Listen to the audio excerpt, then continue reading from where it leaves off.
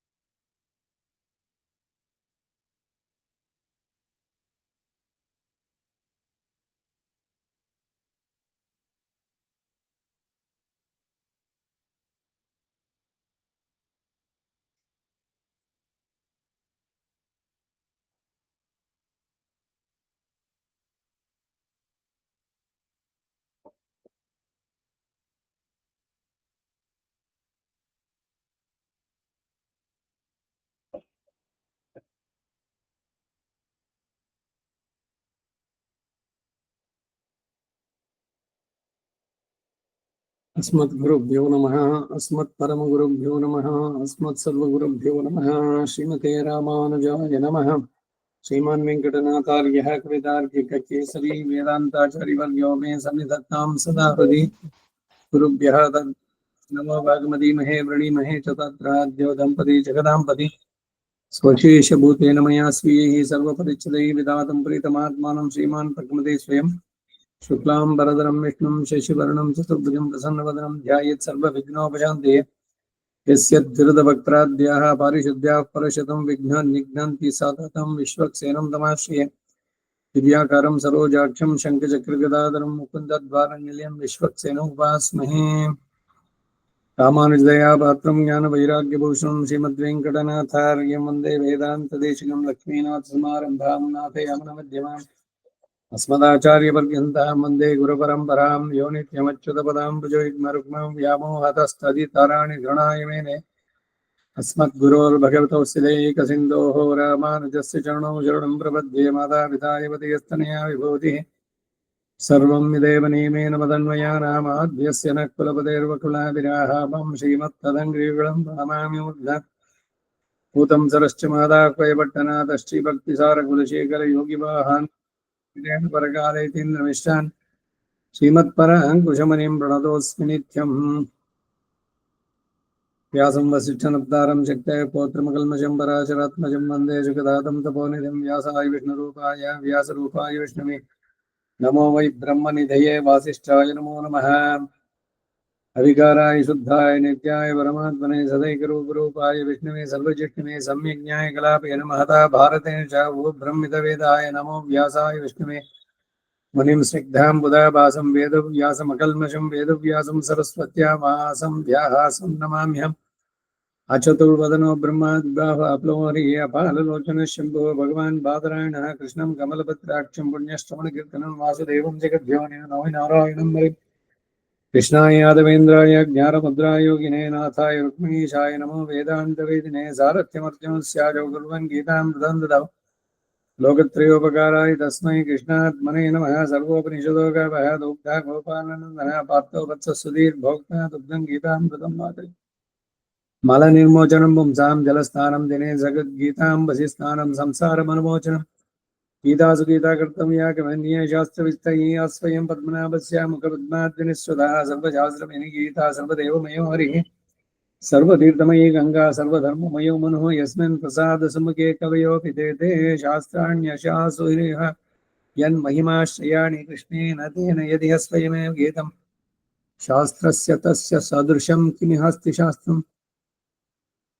भीष्मद्रोणतटा जयद्रथजला गान्धार नीलोत्पला शल्यग्राहवती कृपेण भैनी कर्णेन वेलाकुला अश्वत्थामा कर्णघोरमकरा दुर्योधनावर्तिनी सोत्तीर्णः खलु पाण्डवैरणनदी कैवर्तके केशवे नमोऽस्तु देव्यास विशालबुद्धे प्रह्लादविन्दाय तपत्नेत्र येन त्वया भारतलीलपूर्णः प्रज्वालितो ज्ञानमयप्रदीपः प्रपन्नपारिजाताय स्तोत्रवेत्रैकपाणे ज्ञानमुद्राय कृष्णाय गीतामृतदुहे नमः वसुदेवसुतं देवं कंसचाणूरमर्दनं देवकी परमानन्दं कृष्णं वन्दे जगद्गुरुम् पाराशर्यवचः सरोजमलं गीतार्थगन्धोत्कटं नानाख्यानविकेसरं हरिकथा सम्बोधनाबोधितं लोके सज्जनषट्पदैराहराः पिपीयमानं मुदा भूयात् भारतपङ्कजं कलिमलप्रध्वंसिनः श्रेयसे मुखं करोति वाचालं पङ्गुं लङ्घयते गिरिं यत्कृपातमहं वन्दे परमानन्दमाधवं यं ब्रह्मा वरुणेन्द्ररुद्रमरुतस्तुन्वन्ति दिव्यैस्तवैः वेदैः साङ्गपदक्रमोपनिषदैः गायन्ति यं सामगाः ध्यानावस्थितगतेन मनसा पश्यन्ति यं योगिनो यस्यान्तं न विदुःसुरासुरगणाः देवाय तस्मै नमः पार्थाय प्रतिबोधितां भगवता नारायणेन स्वयं व्यासेन ग्रथीतां पुराणमुनिना मध्ये महाभारतम् अद्वैतामृतवर्षिणीं भगवतीम् अष्टादशाध्यायिनीं अम्ब त्वाम् अनुसन्धदामि भगवद्गीते भवद्वेषिणी अष्टमैषी समेता श्रीकृष्णाय परब्रह्मणे नमः। अतः श्रीमद्भगवद्गीतासु उपनिषत्सु ब्रह्मविद्यायां योगशास्त्रे श्रीकृष्णार्जुनसंवादे विभूतियोगो नाम दशमोऽध्याये द्वादशो श्लोकः द्वादश त्रयोदश च 11ನೇ ಶ್ಲೋಕ ದೇಶಮೇವಾನುಕಂಪಾರ್ಥಮಹಮಜ್ಞಾನಜಂ ತಮಃ ನಾಶಯಾಮಿ ಆತ್ಮಭಾವಸ್ಥೋ ಜ್ಞಾನದೀಪೇನ ಭಾಸ್ವತ ಅನ್ನೋದಾಯ್ತು. ಮುಂದಕ್ಕೆ 12ನೇ ಶ್ಲೋಕ, ಅದಕ್ಕೊಂದು ಅವತಾರಿಕೆ ಆ ಜಾಗದಲ್ಲಿ ನಿಲ್ಸ್ಕೊಂಡಿದ್ವಿ. ಅವತಾರಿಕೆ ಏವಂ ಸಕಲೇತರ ವಿಸಜಾತೀಯಾಂ ಭಗವದ್ ಅಸಾಧಾರಣಂ ಶೃಣ್ವತಾಂ ನಿರತಿಶಯ ಆನಂದಜನಕಂ ಕಲ್ಯಾಣ ಗುಣಯೋಗಂ ತದ್ ಐಶ್ವರ್ಯ ವಿತತಿಂಚ ಶ್ರುತ್ವಾ ತದ್ವಿಸ್ತಾರಂ ಸೋತುಕಾಮೋರ್ಜುನ ಉವಾಚ. ಭಾಷ್ಯದ ಅವತಾರಿಕೆ ಹಿಂದೆ ಏತಾಂ ವಿಭೂತಿಂ ಯೋಗಂಚ ಮಮಯೋ ವೇತ್ತಿ ತತ್ವತಃ ಅಂತ ಹೇಳಿದ್ರು. ಇಲ್ಲಿ ವೇತ್ತಿ ಅಂದ್ರೆ ಸುಮ್ಮನೆ ಭಗವಂತಂದು ಏನೋ ಒಂದಷ್ಟು ಕತೆ ಓದಿದೆ ಅಂತ ಆಗೋಲ್ಲ. ತತ್ವತಃ ಅಂತ ಪದ ಇದೆಯಲ್ಲ, ಅದು ಬಹಳ ಮುಖ್ಯವಾದದ್ದು. ಯಥಾರ್ಥವಾಗಿ ತಿಳಿಯಬೇಕು ಏನು ಅವನ ಉದ್ದೇಶ ಏನಿತ್ತು ಅಂತ. ಅದಕ್ಕೇನು ಅಂದ್ರೆ ನಮ್ಮ ಪೂರ್ವಾಚಾರ್ಯರುಗಳು ಹೇಳಿದ ಮಾತುಗಳೆಲ್ಲ ಬಹಳ ಮುಖ್ಯವಾಗುತ್ತೆ. ಅವಾಗ ಸುಮ್ಮನೆ ನಮ್ಮ ಮನಸ್ಸಿಗೆ ತೋರದಂತೆ ಏನೇನೋ ಅರ್ಥಗಳನ್ನ ಹೇಳಿಕ್ ಆಗೋಲ್ಲ. ಆ ವಿಭೂತಿಯ ಮತ್ತು ಯೋಗದ ಮಹಾತ್ಮೆಯನ್ನ ಯಾವಾಗ ಸಂಕ್ಷೇಪವಾಗಿ ಹೇಳಿದ್ರೋ ಮತ್ತು ಅದನ್ನ ತತ್ವತಃ ತಿಳಿಯುವುದು ಅವಿಚಾಲ್ಯವಾದ ಭಕ್ತಿ ಯೋಗ ನಿಷ್ಠೆಗೆ ಅವಶ್ಯಕ ಎಂದು ಸಹ ಯಾವಾಗ ಹೇಳಿದ್ರೋ ಆಗ ಅರ್ಜುನನಿಗೆ ಆ ವಿಭೂತಿಯ ಮತ್ತು ಯೋಗದ ವಿಸ್ತಾರ ಜ್ಞಾನದಲ್ಲಿ ಅಭಿರುಚಿ ಉಂಟಾಗಿ ಆ ಮಹತ್ತಾದ ವಿಭೂತಿ ಯೋಗಗಳ ವಿಸ್ತಾರವನ್ನ ತಿಳಿಯಬೇಕು ಅಂತ ಅರ್ಜುನನು ಪ್ರಾರ್ಥಿಸುತ್ತಾನೆ ಎಂಬ ಅವತಾರಿಕೆಯನ್ನ ಶ್ರೀ ಯತಿವರ್ಯರು ರಾಮಾನುಜಾಚಾರ್ಯರು ಪೂರ್ವಾಪರ ಸಂಗತಿಯ ಪ್ರದರ್ಶನಕ್ಕಾಗಿ ದಯಪಾಲಿಸ್ತಾರೆ. ಪೂರ್ವ ಅಪರ ಸಂಗತಿ ಎಂದ್ರು. ಈ ಒಂದೊಂದೊಂದೊಂದು ಪದಗಳು ಅಷ್ಟು ಮುಖ್ಯವಾದದ್ದು. ಹಿಂದಿನ ಶ್ಲೋಕಕ್ಕೂ ಈಗಿನ ಶ್ಲೋಕಕ್ಕೂ ಸಂಬಂಧ ಇರಬೇಕು. ಮತ್ತೆ ಈ ಅಧ್ಯಾಯದಲ್ಲಿ ಏನ್ ಹೇಳ್ತಾ ಇದೆ ಅನ್ನೋದ್ರ ಬರ್ಬೇಕು. ಏನೇನೋ ಇಲ್ಲಿ ಹೇಳೋದಲ್ಲ, ಅದು ಅಸಂಬದ್ಧವಾದದ್ದು ಏನೂ ಇಲ್ಲ. ಇಲ್ಲಿ ಅಸಂಬದ್ಧ ಪ್ರಲಾಪ ಅಂತ ಕೇಳಿದೀರಿ ನೀವು. ಏನು ಅಸಂಬದ್ಧವಾಗಿ ಮಾತಾಡೋದು, ಅದು ಸಂಬಂಧವೇ ಇಲ್ಲ. ಅದಕ್ಕೆ ಹಾಗಾಗ್ಬಾರ್ದು. ಏನಾದ್ರು ಹೇಳೋದಾದ್ರೂ ದೃಷ್ಟಾಂತಗಳೋ ಕಥೆನೋ ಮತ್ತೆ ಇನ್ಯಾವುದೋ ವಿಷಯ ಹೇಳಿದ್ರೆ ಅದು ಪೂರಕವಾಗಿರ್ಬೇಕು. ಅದಕ್ಕೆ it should support the main view. ಅದು ಬೇಕಾಗುವಂತ ಪೂರ್ವಾಪರ ಸಂಗತಿಯ ಪ್ರದರ್ಶನಕ್ಕಾಗಿ ದಯಪಾಲಿಸ್ತಾರೆ. ಏವಂ ಹೀಗೆ ಅಂದರೆ ಹಿಂದೆ ಉಪಪಾದಿಸಿದ ರೀತಿಯಲ್ಲಿ ಹೇಗೆ ಉಪಪಾದಿಸಲ್ಪಟ್ಟಿತು ಅಂತ ಅಂದ್ರೆ ತಿಳಿಸ್ತಾರೆ. ಸಕಲೇತರ ವಿಸಜಾತೀಯಂ ಭಗವಂತನಿಗಿರುವ ಕಲ್ಯಾಣ ಗುಣಯೋಗ ಸಮಸ್ತರಾದ ಇತರ ಚೇತನರಿಗೆಲ್ಲ ಇರುವ ಗುಣಯೋಗಕ್ಕಿಂತ ಬಹಳ ವಿಲಕ್ಷಣವಾದದ್ದು. ಅದಕ್ಕೆ ಅವನನ್ನ ಸಕಲೇತರ ವಿಲಕ್ಷಣ ಅಂತ. ಎಲ್ಲ ಅವನೇ ಆದ, ಎಲ್ಲದರಲ್ಲೂ ಅವನು ಇದ್ದಾನೆ.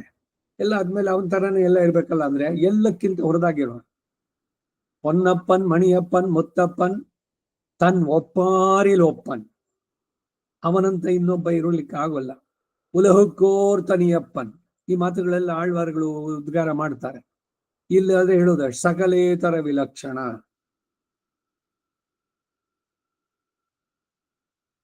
ಇದು ಚತುರ್ಮುಖ ರುದ್ರಾದಿಗಳಿಗಿಂತ ವಿಲಕ್ಷಣ ಎಂದು ಭೃಗು ಮಹರ್ಷಿಯ ಉಪಾಖ್ಯಾನದಲ್ಲಿ ಸ್ಪಷ್ಟ. ತೈತರಿಯ ಆನಂದವಲ್ಲಿಯಲ್ಲಿ ಆನಂದ ಗುಣ ಬ್ರಹ್ಮಾದಿಗಳ ಆನಂದಕ್ಕಿಂತ ವಿಲಕ್ಷಣವಾದದ್ದು.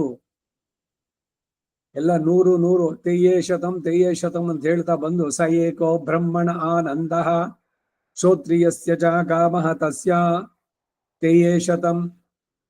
ಅಲ್ಲಿ ಮುಂದಕ್ಕೆ ಆದ್ಮೇಲೆ ಇಂದ್ರಸ್ಯ ಬ್ರಹ್ಮಣ ಇದ್ದ ಬಂದ್ಮೇಲೆ ಅಲ್ಲಿ ಶತಂ ಮುಂದವರು ಬರೋದಿಲ್ಲ. ಸ ಯಶ್ಚಾಯಂ ಪುರುಷೇ ಯಶ್ಚಾಸವಾದಿತ್ಯೆ ಅದೆಲ್ಲ ಹೇಳ್ಬಿಟ್ಟು ಯಥೋ ವಾಚೋ ನಿವರ್ತಂತೆ ಅಲ್ಲಿ ಮಾತು ನಿಂತು ಹೋಗುತ್ತೆ. ಮುಂದಕ್ಕೇನು ಹೇಳಲಿಕ್ಕಾಗಲ್ಲ. ಯಾಕೆಂದ್ರೆ ಅವನು ಎಲ್ಲರಿಗಿಂತ ವಿಲಕ್ಷಣ. ಇಂದ್ರ, ರುದ್ರ, ಬ್ರಹ್ಮ ಎಲ್ಲರಿಗಿಂತಲೂ ವಿಲಕ್ಷಣನಾದವನು. ಎಲ್ಲರಲ್ಲೂ ಅವನಿದ್ದಾನೆ. ಶಿವಶ್ಚ ನಾರಾಯಣ, ಶಕ್ತಶ್ಚ ನಾರಾಯಣ, ಎಲ್ಲದರಲ್ಲೂ ಕೂಡ. ಎಲ್ಲದರಲ್ಲೂ ತನ್ನ ಸಂಕಲ್ಪದಿಂದಲೇ ಎಲ್ಲರನ್ನೂ ನಿಯಮಿಸಿ ಎಲ್ಲಕ್ಕಿಂತ ಹೊರತಾಗಿ ಅದ್ವಿತೀಯನಾಗಿ ಅವನಂತವನು ಇನ್ನೊಬ್ಬ ಇಲ್ಲ. ಉಲಕ್ಕೋರ್ ತನಿಯಪ್ಪನ್ ಅಂದ್ರು ಅವರು. ಹಾಗೆ ವಿಲಕ್ಷಣಾಗಿದ್ದಾನೆ ಅಂತ ಹೇಳಿ ಅದರ ಮಹಾತ್ಮೆಯನ್ನು ಹೇಳಲು ಸಾಧ್ಯವಿಲ್ಲದೆ ಶ್ರುತಿ ವಿರಾಮವನ್ನು ಹೊಂದಿತು. ಮಾತು ನಿಂತೋಯ್ತು. ಯಥೋ ವಾಚೋ ನಿವರ್ತಂತೆ ಅಪ್ರಾಪ್ಯ ಮನಸಾ ಸಹ. ಆದ್ದರಿಂದ ಭಗವದ್ ಅಸಾಧಾರಣ, ಭಗವಂತನಿಗೆ ಮಾತ್ರವೇ ಅಸಾಧಾರಣವಾದದ್ದು, ಬೇರೆ ಯಾರಿಗೂ ಇಲ್ಲದ್ದು. ಶೃಣ್ವತಾಂ ಆನಂದಜನಕಂ ತುಷ್ಯಂತಿ ಚ ರಮಂತಿ ಚ. ಭಗವದ್ಗೀತೆ 10ನೇ ಅಧ್ಯಾಯ 9ನೇ ಶ್ಲೋಕ. ಅಲ್ಲಿ ಹೇಳಿರುವ ಹಾಗೆ ಕೇಳುವವರಿಗೆ ಆನಂದವನ್ನು ಉಂಟು ಮಾಡುವಂತಹದ್ದು. ಇಂತಹ ಕಲ್ಯಾಣ ಗುಣ ಯೋಗಂ, ಕಲ್ಯಾಣ ಗುಣ ಸಮೂಹದಿಂದ ಸೇರುವಿಕೆಯನ್ನ ತದೈಶ್ವರ್ಯಂ ವಿತತಂತಿ ಚ ವಿತತಿಂ ಚ. ಲಕ್ಷ್ಮಿ ಮತ್ತು ಚೇತನ ಅಚೇತನ ರೂಪವಾದ ಭಗವಂತನ ಸಮಸ್ತ ನಿಯಾಮ್ಯ ವರ್ಗದ ಸಮೂಹವನ್ನು ಸೇರಿ ಶ್ರುತ್ವ ಕೇಳಿದವನಾಗಿ ತದ್ವಿಸ್ತಾರಂ ಶ್ರೋತುಕಾಮಃ ವಿಸ್ತರೇಣಾತ್ಮನೋ ಯೋಗಂ. ಗೀತೆ 10:18 ಎಂದು ವಿಸ್ತರಸ್ಯಮೇ 10:19 ಎಂದು ಮುಂದೆ ಹೇಳಿರೋ ಹಾಗೆ ಅವುಗಳನ್ನು ವಿಸ್ತಾರವಾಗಿ ತಿಳಿಯಬೇಕೆಂಬ ಆಶೆ ಉಳ್ಳವನಾಗಿ ಅರ್ಜುನನು ಹೇಳ್ತಾನೆ. ಇಲ್ಲಿ ಸಕಲೇತರ ಎಂದು ಆರಂಭಿಸಿಕೊಟ್ಟಂತ 3 ವಿಶೇಷಗಳನ್ನ ಕಲ್ಯಾಣ ಗುಣ ಯೋಗಕ್ಕೂ ಐಶ್ವರ್ಯ ವಿತತಿಗೂ ಅನ್ವಯಿಸಬಹುದು. ಇವು ಸಕಲೇತರ ವಿಸಜಾತೀಯ ಎಂದು ಎಲ್ಲಿ ಹಿಂದೆ ಹೇಳಲ್ಪಟ್ಟಿದೆ ಅಂತಂದ್ರೆ ಪಿತಾಮಹಸ್ಯ ಜಗತಃ ಮಾತಾ ಧಾತಾ ಪಿತಾಮಹ ಗೀತೆ 9:17 ಎಂದು ಗತಿರ್ಭರ್ತ ಪ್ರಭು ಸಾಕ್ಷಿ ನಿವಾಸ ಶರಣಂ ಸುಹತೆ 9ನೇ ಅಧ್ಯಾಯದ 18ನೇ ಶ್ಲೋಕ. ತದಹಂ ಭಕ್ತ್ಯುಪಹೃತಮಶ್ನಾಮಿ ಪ್ರೇತಾತ್ಮನಃ 9ನೇ ಅಧ್ಯಾಯ 26. ಸಾಧುರೇವ ಸಮಂತವ್ಯ 9:30. ನಮೇ ಭಕ್ತ ಪ್ರಣಶ್ಯತಿ 9:31. ಸ್ತ್ರೀಯೋ ವೈಶ್ಯಾಸ್ತಥಾ ಶೂದ್ರಾಃ ತೇಪಿ ಯಾಂತಿ ಪರಾಂಗತಿಂ 9:32. ಯೋಗಕ್ಷೇಮಂ ವಹಾಮ್ಯಹಂ 9:22. ಜ್ಞಾನೀತು ಆತ್ಮ ಇವ ಮೇ ಮತಿಂ 7ನೇ ಅಧ್ಯಾಯದ 18ನೇ ಶ್ಲೋಕ. ಇತ್ಯಾದಿ ಅನೇಕ ಶ್ಲೋಕಗಳಲ್ಲಿ ಭಗವಂತನ ಕಲ್ಯಾಣ ಗುಣಯೋಗ ಸಕಲೇತರ ವಿಸಜಾತೀಯ ಎಂದು, ಭಗವದ್ ಅಸಾಧಾರಣ ಎಂದು, ಶೃಣ್ವತಾ ನಿರತಿಶಯ ಆನಂದಜನಕ ಎಂದು ಹೇಳಲ್ಪಟ್ಟಿದೆ. ಹಾಗೆ ಆತನ ವಿಭೂತಿ ಸಹ ಮಯಾ ತತಮಿದಂ ಸರ್ವಂ ಜಗದವ್ಯಕ್ತ ಮೂರ್ತಿನ ಮತ್ಸ್ಥಾನಿ ಸರ್ವಭೂತಾನಿ ನ ಚ ಅಹಂ ತೇಷ್ವವಸ್ಥಿತಃ ನ ಚ ಮತ್ಸ್ಥಾನಿ ಭೂತಾನಿ ಪಶ್ಯಮೇ ಯೋಗಮೈಶ್ವರ್ಯಂ 9ನೇ ಅಧ್ಯಾಯ 4-5ನೇ ಶ್ಲೋಕಗಳು ಎಂದು ತಥಾ ಸರ್ವಾಣಿ ಭೂತಾನಿ ಮತ್ಸ್ಥಾನಿ ತ್ಯುಪಧಾರಯ ಗೀತೆ 9:6 ಎಂದು ವಿಸೃಜಾಮಿ ಪುನಃ ಭೂತಗ್ರಾಮ ವಿಧಂ ಕೃತ್ಸ್ನಂ 9:8 ಬುದ್ಧಿರ್ಜ್ಞಾನಮಸಮ್ಮೋಹ ಇತ್ಯಾದಿ ಎಂದು 10:4-5ರಲ್ಲಿ ಅಹಂ ಸರ್ವಸ್ಯ ಪ್ರಭವಃ ಮತ್ತಃ ಸರ್ವಂ ಪ್ರವರ್ತತೆ 10:8 ಎಂದು ಯೋ ಮಾಂ ಅಜಂ ಅನಾದಿಂಚ ವೇತ್ತಿ ಲೋಕ ಮಹೇಶ್ವರಂ ಗೀತೆ 10:3 ಎಂದು ಹೀಗೆ ಅನೇಕ ಕಡೆಗಳಲ್ಲಿ ತನ್ನ ಐಶ್ವರ್ಯ ವಿತತಿಯು ಸಕಲೇತರ ವಿಸಜಾತೀಯ ಎಂದು ತನಗೇನೆ ಅಸಾಧಾರಣವಾದದ್ದೆಂದು ನಿರತಿಶಯ ಆನಂದಜನಕ ಎಂದು ಹೇಳಲ್ಪಟ್ಟಿದೆ ಎಂಬ ಭಾವ. ಭಗವಂತ ರೂಪ ಇದರಲ್ಲಿ ಅವನಂತೆ ಇನ್ನೊಬ್ಬ ಇರ್ಲಿಕ್ಕೆ ಸಾಧ್ಯ ಇಲ್ಲ. ಅವನು ನಡೆಸಿದ ಕಲ್ಯಾಣ ಗುಣಗಳು ಅದು ಇನ್ಯಾರಿಗೂ ಅನ್ವಯ ಆಗೋಲ್ಲ, ಆ ರೀತಿನಲ್ಲಿ ಇರೋಕ್ಕಾಗೋಲ್ಲ. ಹಾಗೆ ಅವನ ಐಶ್ವರ್ಯ, ಗುಣ, ವೈಭವ, ತೇಜಸ್ಸು ಪ್ರತಿ ಒಂದರಲ್ಲೂ ಕೂಡ ಈಸ್ ಯೂನಿಕ್, ಅದ್ವಿತೀಯನಾದವನು. ಅದನ್ನ ಹೇಳ್ತಾ ಇದೆ. ತನಗೇನೇ ಅಸಾಧಾರಣವೆಂದು ನಿರ್ದಿಶಿ ಆನಂದಜನಕ ಎಂದು ಹೇಳ್ತಾರೆ. ಇಲ್ಲಿ ತದ್ವಿಸ್ತಾರಂ ಶ್ರೋತುಕಾಮಃ ಎಂಬುದರಿಂದ ಅರ್ಜುನನ ಮುಂದೆ ಪ್ರಾರ್ಥಿಸುವ ವಾಕ್ಯದಿಂದ ಅರ್ಜುನನಿಗೆ ಶ್ರೀಕೃಷ್ಣನ ಮಹಾತ್ಮೆಯು ಚೆನ್ನಾಗಿ ನೆಲೆಗೊಂಡು ಇನ್ನೂ ಆತನ ಕಲ್ಯಾಣ ಗುಣಗಳು ಮತ್ತು ವಿಭೂತಿಗಳ ಮಹಾತ್ಮೆಯನ್ನು ವಿಸ್ತಾರವಾಗಿ ಕೇಳಬೇಕು ಎಂಬ ಪರಮ ಕುತೂಹಲ ಉತ್ಪನ್ನವಾಯಿತು ಎಂಬುದು ಸೂಚಿತ. ಈ ಅವತಾರಿಕೆ 12ನೇ ಶ್ಲೋಕದ ಮೊದಲು 18ನೇ ಶ್ಲೋಕದ ಪರ್ಯಂತವಾಗಿ ಅರ್ಜುನ ವಾಕ್ಯಕ್ಕೆಲ್ಲ ಅವತಾರಿಕೆ ಎಂದು ಭಾವಿಸ್ತಕ್ಕದ್ದು. ನೋಡಿ ಎಷ್ಟು ಹೇಳ್ತಾರೆ, ಬರೀ 12ನೇ ಶ್ಲೋಕಕ್ಕೆ ಒಂದಕ್ಕೆ ಅಲ್ಲ, 18ನೇ ತನಕ ಅಂದ್ರೆ ಇನ್ನು 6 ಶ್ಲೋಕಕ್ಕೆ ಇದೊಂದು ಪ್ರಿಯಂಬಲ್, ಪೀಠಿಕೆ, ಇದು ಅನ್ವಯ. ಅಲ್ಲಿ ಬಹಳ ಹಿಂದೆನೆ ಒಂದ್ಸಲಿ ಹೇಳಿದೆ ನಾನು, ಯಾರೋ ಹೊಸದಾಗಿ ನೀವು ಪರಿಚಯ ಮಾಡ್ಕೊಳ್ತೀರಿ, ಮಿತ್ರರಾಗ್ತಾರೆ, ಅವರ ಸ್ವಭಾವ, ನೇಚರು ಮತ್ತೆ ನಿಮ್ಮಂತೆ ಅವರಿಗೇನೋ ಅಧ್ಯಾತ್ಮದಲ್ಲಿ ಆಸಕ್ತಿ ಇದೆಲ್ಲ ಕೇಳಿದಾಗ ಏನೋ ಅವ್ರು ಎಲ್ಲಿ ಅಭ್ಯಾಸ ಮಾಡಿದ್ರು, ಏನೇನು ಆಗಿದೆ ನಿಮ್ಗೆ, ಹೀಗೆಲ್ಲ ಎಕ್ಸ್ಚೇಂಜ್ ಆಫ್ ವ್ಯೂಸ್ ಇದೆಲ್ಲ ಮಾಡಿದಾಗ ಇನ್ನು ಅವ್ರ ಬಗ್ಗೆ ಒಂದಷ್ಟು ತಿಳಿಯೋಣ. ತುಂಬಾ ಹತ್ತಿರವಾಗ್ತಾರೆ, ಇಬ್ಬರಿಗೂ ಕೂಡ ಥಿಂಕಿಂಗ್ ಒಂದೇ ಇದ್ರಲ್ಲಿ ಹೋಯ್ತು. ಈಗ ಪರಸ್ಪರ ಅವರು ಏನು ತುಷ್ಯಂತಿಚ ರಮಂತಿಚ ಅನ್ನೋ ತರದಲ್ಲಿ ಬಂದಾಗ ಅವರು ತುಂಬಾ ಹತ್ತಿರ ಆಗ್ಬಿಡ್ತಾರೆ ನಮ್ಗೆ. ಇಲ್ಲಿ ತನಕ ಗೊತ್ತೇ ಇರ್ಲಿಲ್ವಲ್ಲ, ನೀವು ಇಲ್ಲೇ ಇದ್ರ, ಎಷ್ಟು ವರ್ಷಗಳಿಂದ ನಾವು ಜೊತೆನಲ್ಲೇ ಇದ್ವಿ, ಇಲ್ಲೇ ಪಕ್ಕದ ಲಗ್ಗೆ ಎಕ್ಸ್ಟೆನ್ಷನ್ ಅಥವಾ ಇನ್ನೊಂದು ರೋಡ್ನಲ್ಲೋ ಇದ್ದವರು, ಅಲ್ಲಿಂದ ಬಂದ್ಮೇಲೆ ಸೇರಿದ ತಕ್ಷಣ ಎಷ್ಟೆಷ್ಟು ಮಟ್ಟಿಗೆ ಆತ್ಮೀಯತೆ. ಸೊ ಒಬ್ಬರಿಗೊಬ್ರು ಪೂರ್ಣವಾಗಿ ಅವ್ರ ಬಗ್ಗೆ ತಿಳಿಬೇಕು ಅನ್ನುವಂತ ಆಸಕ್ತಿ ಎಲ್ಲ ಯಾಕೆ ಹಿನ್ನೆಲೆ ಹೇಳಿದ್ದು ಅಂದ್ರೆ, ಅರ್ಜುನನಿಗೆ ಕೃಷ್ಣ ಒಂದ್ ಸ್ವಲ್ಪ ಹೇಳಿದಾಗ ನಿನ್ನ ಬಗ್ಗೆ ನಾನು ಇನ್ನೂ ಸ್ವಲ್ಪ ತಿಳಿಬೇಕು. ಇದು ಭಕ್ತಿಯಲ್ಲಿ ಪ್ರವರ್ಧಮಾನಕ್ಕೆ ಬರುವಂತಹದ್ದು. ಪರಭಕ್ತಿ, ಪರಜ್ಞಾನ, ಪರಮ ಭಕ್ತಿ ಅಂತ ಬರ್ಬೇಕಾದ್ರೆ ಅವನ ಬಗ್ಗೆ ಇನ್ನಷ್ಟು ತಿಳಿಯೋಣ. ಅವನ ಆಶ್ಚರ್ಯ ಚೇಷ್ಟಿತಗಳನ್ನು ಕೇಳಿ ಆನಂದ ಇನ್ನು ಮನಸ್ಸೆಂದು ಗರಿಗೆದರಿ ಹಾರುತ್ತೆ. ಆ ರೀತಿನಲ್ಲಿ ಇನ್ನಷ್ಟು ತಿಳಿಬೇಕು ಅಂತ ಅನ್ನೋರು. ಆ ರೀತಿನಲ್ಲಿ ಇದೆಲ್ಲ ಅರ್ಜುನನ ನೆಲೆಗೊಂಡು ಅವನ ಕುತೂಹಲ ಇನ್ನೂ ವಿಸ್ತಾರವಾಗಿ ಕೇಳಬೇಕು ಅಂತ ಅನ್ನಿಸ್ತು. ಇದಕ್ಕೆ ವಿರುದ್ಧವಾಗಿ ಅಲ್ಲಿ ಏನು ಧೃತರಾಷ್ಟ್ರ ಎಲ್ಲ ಆಯ್ತು, ಅವರೆಲ್ಲ ಸತ್ರು ಮಾಡಿದ್ರಾಯ್ತು, ಅದನ್ನ ನನಗೆ ವಿವರವಾಗಿ ತಿಳಿಸು. ಎಲ್ಲ ಸತ್ತಿದ್ ವಿವರವಾಗಿ ತಿಳ್ಕೊಂಡು ಏನು ಅವ್ರಿಗೆ ನೋಡಿ, ಒಂದಕ್ಕೊಂದಕ್ಕೆ ಪರಾಗಟ್ಟೆ. ಇದು ಈ ಕಡೆ ಮನೆ ಹೋದ್ರೆ ಅವನಲ್ಲಿದು, ಅವನ್ ಹೆಂಗ್ ಸತ್ತ, ಅವ್ನಿಗೆ ಯಾರು ಹೊಡೆದ್ರು, ಹಿಂದಿಂದ ಯಾರು ಬಂದ್ರು, ಮುಂದಿಂದ ಯಾರು ಬಂದ್ರು, ಏನಾದ್ರು ತಿಳ್ಕೊಂಡೇನೋ ಉಪಯೋಗ ಆಗತ್ತ. ಸತ್ರು ಆಯ್ತು, ಮುಗಿದೋಯ್ತು ಅವ್ರದ್ ಕತೆ. ಅದ್ರ ಬಗ್ಗೆ ಏನು ಚರ್ಚೆ, discussion about the spilling milk ಅಂತ ಇನ್ನೊಂದು. ಹಾಲು ಚೆಲ್ಲಿದಾಗೋಯ್ತು, ಹೆಂಗ್ ಚೆಲ್ತು, ಯಾವ ರೀತಿ ಲೋಟ ಹೇಗ್ ಬಿತ್ತು, ಇವೆಲ್ಲ ಕಥೆಗಳು. ಚೆಲ್ಲಿದ್ದಾಯ್ತು, ಇನ್ನು ಮುಂದಿನ ಏನ್ ಕೆಲಸ, ಅದು ಕ್ಲೀನ್ ಮಾಡೋದನ್ನ ನೋಡ್ಬೇಕಷ್ಟೇ. ಇಲ್ಲ ಹಾಗಲ್ಲ, ಭಗವಂತನ ಬಗ್ಗೆ ತಿಳಿದಾಗ ಇನ್ನಷ್ಟು ಅವನ ಹತ್ರಕ್ಕೆ ಹೋಗೋಣ ಅಂತ ಅನ್ಸುತ್ತೆ. ಒಂದಕ್ಕೊಂದಕ್ಕೆ ವಿರುದ್ಧವಾದಂತಹದ್ದು ವಿಷಯಗಳು. ಈಗ ಮೂಲ ಶ್ಲೋಕ, ಪರಂ ಬ್ರಹ್ಮ ಪರಂ ಧಾಮ ಪವಿತ್ರಂ ಪರಮಂ ಭವಾನ್ ಪುರುಷಂ ಶಾಶ್ವತಂ ದಿವ್ಯಂ ಆದಿದೇವಮಜಂ ವಿಭುಂ ಆಹುಸ್ತ್ವಾಂ ಋಷಿಯಃ ಸರ್ವೇ ದೇವರ್ಷಿರ್ನಾರದಸ್ತಥಾ ಅಸಿತೋ ದೇವಲೋ ವ್ಯಾಸಃ ಸ್ವಯಂ ಚೈವ ಬ್ರವೀಷಿಮೇ. 12-13 ಶ್ಲೋಕಗಳು ಒಟ್ಟಾಗಿ ಹೇಳ್ತಾ ಇದ್ದಾರೆ. 2ರಿಂದಾನು ಸೇರಿಸಿ ಹೇಳುವಂತಹದ್ದು ಮೂಲಕ್ಕೆ ಅರ್ಥ.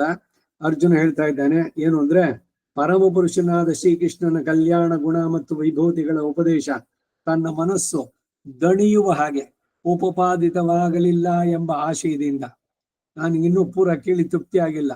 ಅತೃಪ್ತಂ ತಂ ಮುನಿಂ ಒಂದೇ ಪ್ರಾಚೇತಸಂ ಅಕಲ್ಮಷಂ.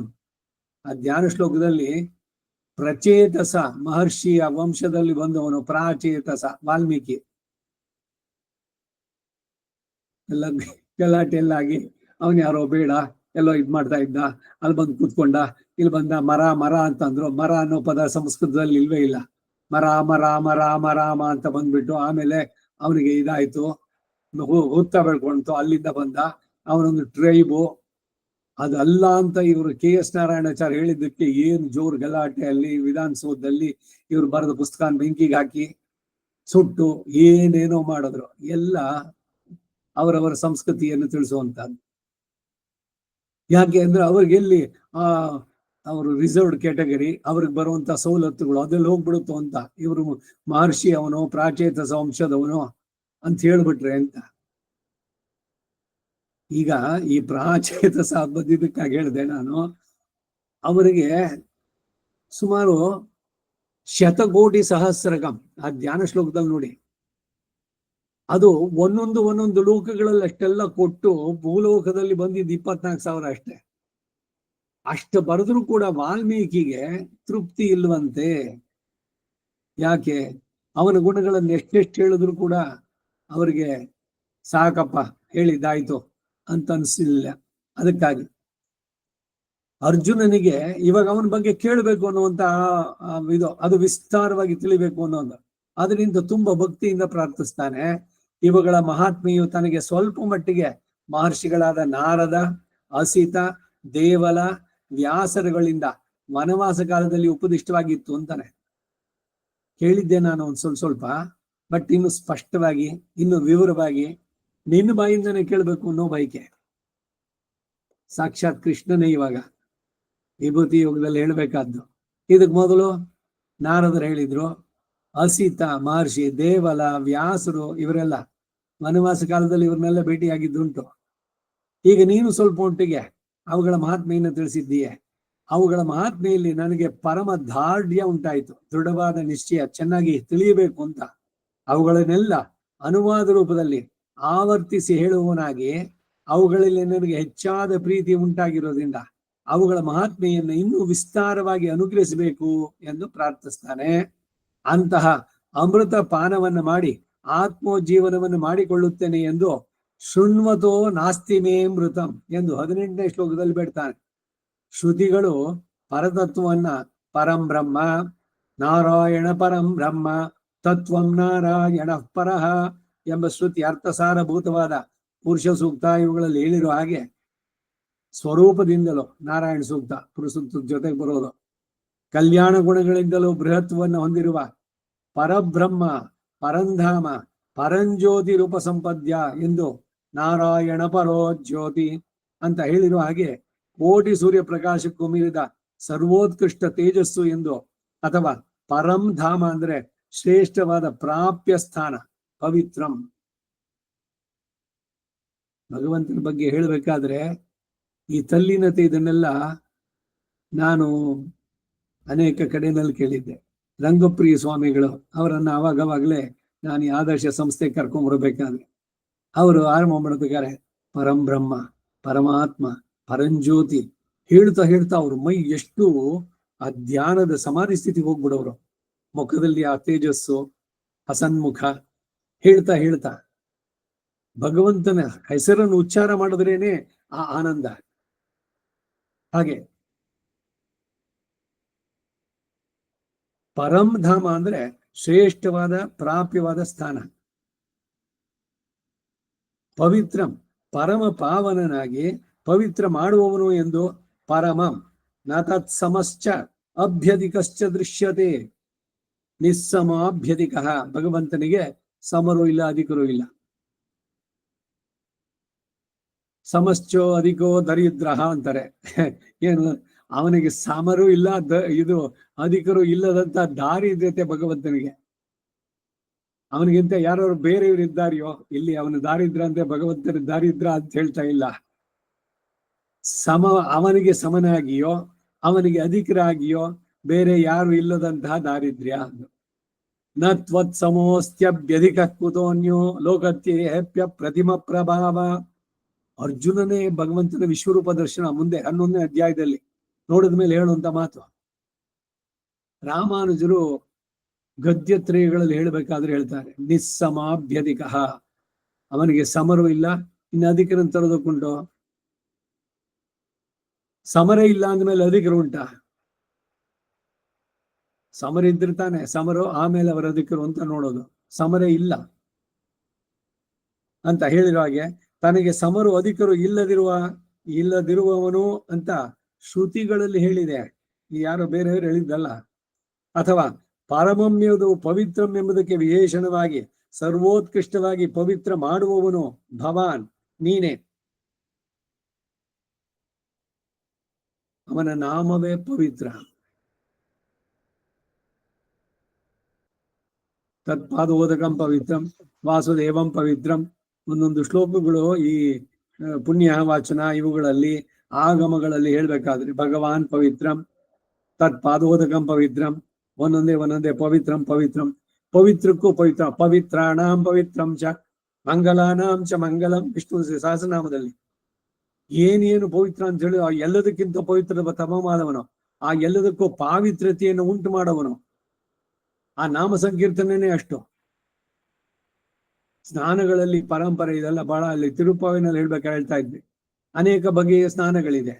ಮೃತ್ತಿಕಾ ಸ್ನಾನ, ಹಸುಗಳು ಸಂಜೆ ಮೇಯ್ದೆಲ್ಲ ಮಾಡಿ ಮನೆಗೆ ಅವುಗಳ ಇದಕ್ಕೆ ಕೊಟ್ಟಿಗೆಗಳಿಗೆ ಹಿಂದಿರುಗಬೇಕಾದ್ರೆ ರಸ್ತೆಯಲ್ಲಿ ಅವುಗಳ ಕಾಲಿನ ಗೊರಸಿನಿಂದ ಎದ್ದಂತ ಧೂಳಿದೆಯಲ್ಲ, ಅದು ಮೃತ್ತಿಕಾ ಸ್ನಾನ. ಬಹಳ ಪವಿತ್ರವಾದದ್ದು. ಅನೇಕ ಕೋಟಿ ಜನ್ಮಗಳ ಇದನ್ನ ಪರಿಹಾರ ಮಾಡೋದು. ಹಾಗೆ ಬಿಸಿಲು ಚೆನ್ನಾಗಿರ್ಬೇಕಾದ್ರೆ ಮಳೆ ಬಂದ್ರೆ ಸೂರ್ಯ ರಶ್ಮಿಗಳು ಒಂದೊಂದು ಹನಿಯಲ್ಲಿಯೂ ಪ್ರತಿಫಲಿಸಿ ಬರುವಂತಹದ್ದು ದಿವ್ಯ ಸ್ನಾನ ಅಂತ ಹೆಸರು ಅದಕ್ಕೆ. ಮೃತ್ತಿಕಾ ಸ್ನಾನ, ದಿವ್ಯ ಸ್ನಾನ, ಮಂತ್ರ ಸ್ನಾನ. ಅಪವಿತ್ರ ಪವಿತ್ರೋವ ಸರ್ವಾವಸ್ಥಾಂಗದೋಪಿವ ಯಸ್ಮರೇತ್ ಪುಂಡರೀಕಾಕ್ಷಂ ಸಭಾಖ್ಯಾಭ್ಯಂತರ ಶುಚಿ. ಪುಂಡರೀಕಾಕ್ಷಾಯ ನಮಃ ಅಂತ ಹೇಳಿಬಿಟ್ರೇನೆ ಒಳಗೆ ಹೊರಗೆ ಎಲ್ಲ ಶುದ್ಧಿ. ಇದಕ್ಕೇನೆ ಇವೆಲ್ಲ ಸಮಾಧಾನ ಹೇಳೋದು. ಇವಾಗ ಶುಚಿರ್ವ ಅಶುಚಿರ್ವ ಕಾಲೇ ಸಂಧ್ಯಾಂ ಉಪಾಸೀತ. ನೀನ್ ಸ್ನಾನ ಮಾಡಿದೀಯೋ ಮಾಡಿಲ್ವೋ, ಟೈಮಿಗೆ ಸರಿಯ ಸಂಧ್ಯಾವನೆ ಮಾಡು ಅಂತ ಒಂದು ಸ್ತೋತ್ರ ಹೇಳ್ತು. ಇವೆಲ್ಲ ಶ್ರುತಿ ಮಾತುಗಳೇನೆ. ಸ್ನಾನ ಮಾಡಿದೇನೆ ಸಂಧ್ಯಾವನ್ನೇನಾ ಅಂದ್ರೆ ಮೊದಲಿರುವುದೇ ಮಂತ್ರ ಸ್ನಾನ. ಅಪವಿತ್ರ ಪವಿತ್ರೋವ, ಅಪವಿತ್ರವೋ ಪವಿತ್ರವೋ ಸರ್ವ ಅವಸ್ಥಾಂಗತೋಪಿವ ಯಸ್ಮರೇತ್ ಪುಂಡರೀಕಾಕ್ಷಂ. ಯಾರು ಪುಂಡರೀಕಾಕ್ಷನ ಸ್ಮರಣೆ ಮಾಡ್ತಾನೋ ಸ ಬಾಹ್ಯ ಆಭ್ಯಂತರ ಶುಚಿ. ಒಳಗೆ ಹೊರಗೆ ಎಲ್ಲ ಕಡೆನೂ ಶುಚಿ. ಮಂತ್ರ ಸ್ನಾನ ಅಂತ ಹೆಸರು ಇದಕ್ಕೆ. ಸೊ ಎಲ್ಲ ಮಂಗಳವನ್ನ ಇವನ್ನ ಉಂಟು ಮಾಡೋದು ಭಗವಂತನ ನಾಮ ಸಂಕೀರ್ತನೆ. ಆ ರೀತಿಯಲ್ಲಿ ಪವಿತ್ರ, ಸರ್ವೋತ್ಕೃಷ್ಟವಾಗಿ ಪವಿತ್ರ ಮಾಡುವನು ಭವಾನ್ ನೀನೆ. ಹೀಗೆ ಶ್ರುತಿಗಳು ಮಾತ್ರ ಹೇಳಿದೆ ಅಲ್ಲ, ಅದನ್ನೇ ಸರ್ವಜ್ಞರಾದ ಮಹರ್ಷಿಗಳು ದೃಢೀಕರಿಸಿ ಹೇಳದೇ ಇದ್ರೆ ಅದಕ್ಕೆ ಎಷ್ಟು ಮಹಾತ್ಮೆ ಇಲ್ಲ ಎಂದು ಭಾವಿಸಿ ಸರ್ವೇಶ್ವರನೇ ಭಾಗವತ ಮಹಾತ್ಮೆಯನ್ನ ಪ್ರದರ್ಶಿಸುವುದಕ್ಕಾಗಿ ಮಹರ್ಷಿಗಳೂ ಕೂಡ ನಿನ್ನನ್ನು ಸರ್ವೇಶ್ವರ ಎಂದೇ ಕೊಂಡಾಡಿರುತ್ತಾರೆ ಎಂದು ಅರ್ಜುನನು ಹೇಳುವ ಹಾಗೆ ಪ್ರೇರಿಸ್ತಾರೆ. ದಶರಥನು ಗೊತ್ತಿಲ್ಲ ಏನೋ ಅವನ್ ನನ್ನ ಮಗ, ಅಯ್ಯೋ 60,000 ವರ್ಷ ಮಗ ಇಲ್ಲ ಅಂತ ಹೇಳಿ ಪುತ್ರಗಾಮೇಷ್ಟಿ ಯಾಗ ಮಾಡಿ ಅಷ್ಟಾದ ಮೇಲೆ ಪಡೆದವನು ಅದು. ವಿಶ್ವಾಮಿತ್ರು ಬಂದು ರಾಮಾವತಾರದಲ್ಲೇ ಸೇರಿಸ್ಬಿಟ್ಟಿದೆ. ಅದು ಕೂಡ ವಿಶ್ವಾಮಿತ್ರು ಬಂದಿದ್ದನ್ನು ಕೂಡ ಹೇಳಿದ್ದೇನೆ ರಾಮ ಅವತಾರದ ಘಟ್ಟದಲ್ಲಿ ಬಂದ್ರು. ಬಹಳ ಆನಂದದಿಂದ ಏನು ಉಬ್ಬಿ ಹೋಗಿದ್ದಾನೆ ದಶರಥ. ಮಕ್ಕಳು 4 ಜನ, ಪುತ್ರೋತ್ಸವ ಆಗಿದೆ. ಮಹರ್ಷಿ ವಿಶ್ವಾಮಿತ್ರ ಯಾರು ಅನ್ನೋದು ಅವನಿಗೆಲ್ಲ ಚೆನ್ನಾಗಿ ಗೊತ್ತು. ಏನು ಸಾಧಿಸಿದ್ದು 4 ದಿಕ್ಕುಗಳಲ್ಲೂ 40,000 ವರ್ಷ ತಪಸ್ಸು ಮಾಡಿ ಗಾಯತ್ರಿಯನ್ನ ಸಾಕ್ಷಾತ್ಕರಿಸಿಕೊಂಡಂತ ಮಹಾನ್ ಬ್ರಹ್ಮರ್ಷಿ ಪದವನ್ನ ಪಡೆದಿದ್ದು ಬರೀ ತನ್ನ ಪ್ರಯತ್ನದಿಂದ ಅಲ್ಲ. ಬೇರೆಯವರೆಲ್ಲ ಹೇಳೋ ಹಾಗೆ ಅವನು ಬ್ರಾಹ್ಮಣ ಜನ್ಮದವನೇನೆ. ವಿಶ್ವಾಮಿತ್ರನ ಬಗ್ಗೆ ಬಹಳಷ್ಟು ಚರ್ಚೆಗಳು ಅದರದೆಲ್ಲ ಬಂದಿದೆ. ಮೂಲದಲ್ಲಿ ನೋಡಿದ್ರೆ ಗೊತ್ತಾಗುತ್ತೆ. ಅದು ಇರ್ಲಿ. ಈಗ ವಿಶ್ವಾಮಿತ್ರ ಬಂದಿದ್ದಾಯ್ತು. ಆನಂದದಿಂದ ಅವನನ್ನ ಆಧರಿಸಿ ಅವನಿಗೆ ಅರ್ಘ್ಯಪಾದ್ಯ ಎಲ್ಲವನ್ನು ಕೊಟ್ಟು, ಮಹರ್ಷಿ ನೀನು ನನ್ನಲ್ಲಿಗೆ ಬಂದಿದ್ದೀಯಿ, ರಾಮೋತ್ಸವವಾಗಿದ್ದಂಥದ್ದು ಸಂತೋಷದಲ್ಲಿ ನಾನಿದ್ದೇನೆ. ಈಗ ನೀನು ಯಾವ ಕಾರಣದಿಂದ ಬಂದಿದ್ದೀಯೋ ಅದನ್ನ ರಾಮನಾಣೆಯಾಗಿ ನಾನು ನಡೆಸಿಕೊಡ್ತೇನೆ ಅಂತ ಅವನು ಕೇಳೋಕ್ ಮೊದ್ಲೇನೆ ಇವ್ರು ಪ್ರಾಮಿಸ್ ಮಾಡ್ಬಿಡ್ತಾನೆ. ವಿಶ್ವಾಮಿತ್ರ ಸಂತೋಷ, ನಿನಗೆ ಅಷ್ಟು ದಿವಸದಿಂದ ಮಕ್ಕಳಿರ್ಲಿಲ್ಲ, ಮಗಳಾಯ್ತು, ಮಗ ಹುಟ್ಟಿದ ಅನ್ನೋ ಸಂತೋಷ ಅದರಲ್ಲಿ ಹೇಳಿದೆ. ನಾನೊಂದು ಯಜ್ಞವನ್ನು ಮಾಡ್ಬೇಕಾಗಿದೆ, ರಾಮನನ್ನು ಕಳಿಸ್ಕೊಡು ಅಂದ. ಧಡಾರ್ ಅಂತ ಆಗೋಯ್ತು. ಅವಾಗ ಯಾರ ಜೊತೆ ಇದು ಅಲ್ಲ, ನಾನು ಯಜ್ಞ ಮಾಡ್ಬೇಕಾದ್ರೆ ಈ ಮಾರೀಚ ಸುಬಾಹು ಎಲ್ಲ ಬಂದ್ಬಿಡ್ತಾರೆ ಅಂತ. ಈ ಮಾರೀಚ ಸುಬಾಹು ಯಾರು ಅನ್ನೋ ದಶರಥನಿಗೆ ಚೆನ್ನಾಗಿ ಗೊತ್ತು. ಅವ್ರ ಜೊತೆ ಯುದ್ಧ ಮಾಡಿದ, ಅವರನ್ನು ಇದೆಲ್ಲ ಹಿಮ್ಮೆಟ್ಟಿಸಿದ್ದ ಅವನು. ಮಹಾಪರಾಕ್ರಮಿಗಳು. ಅಯ್ಯೋ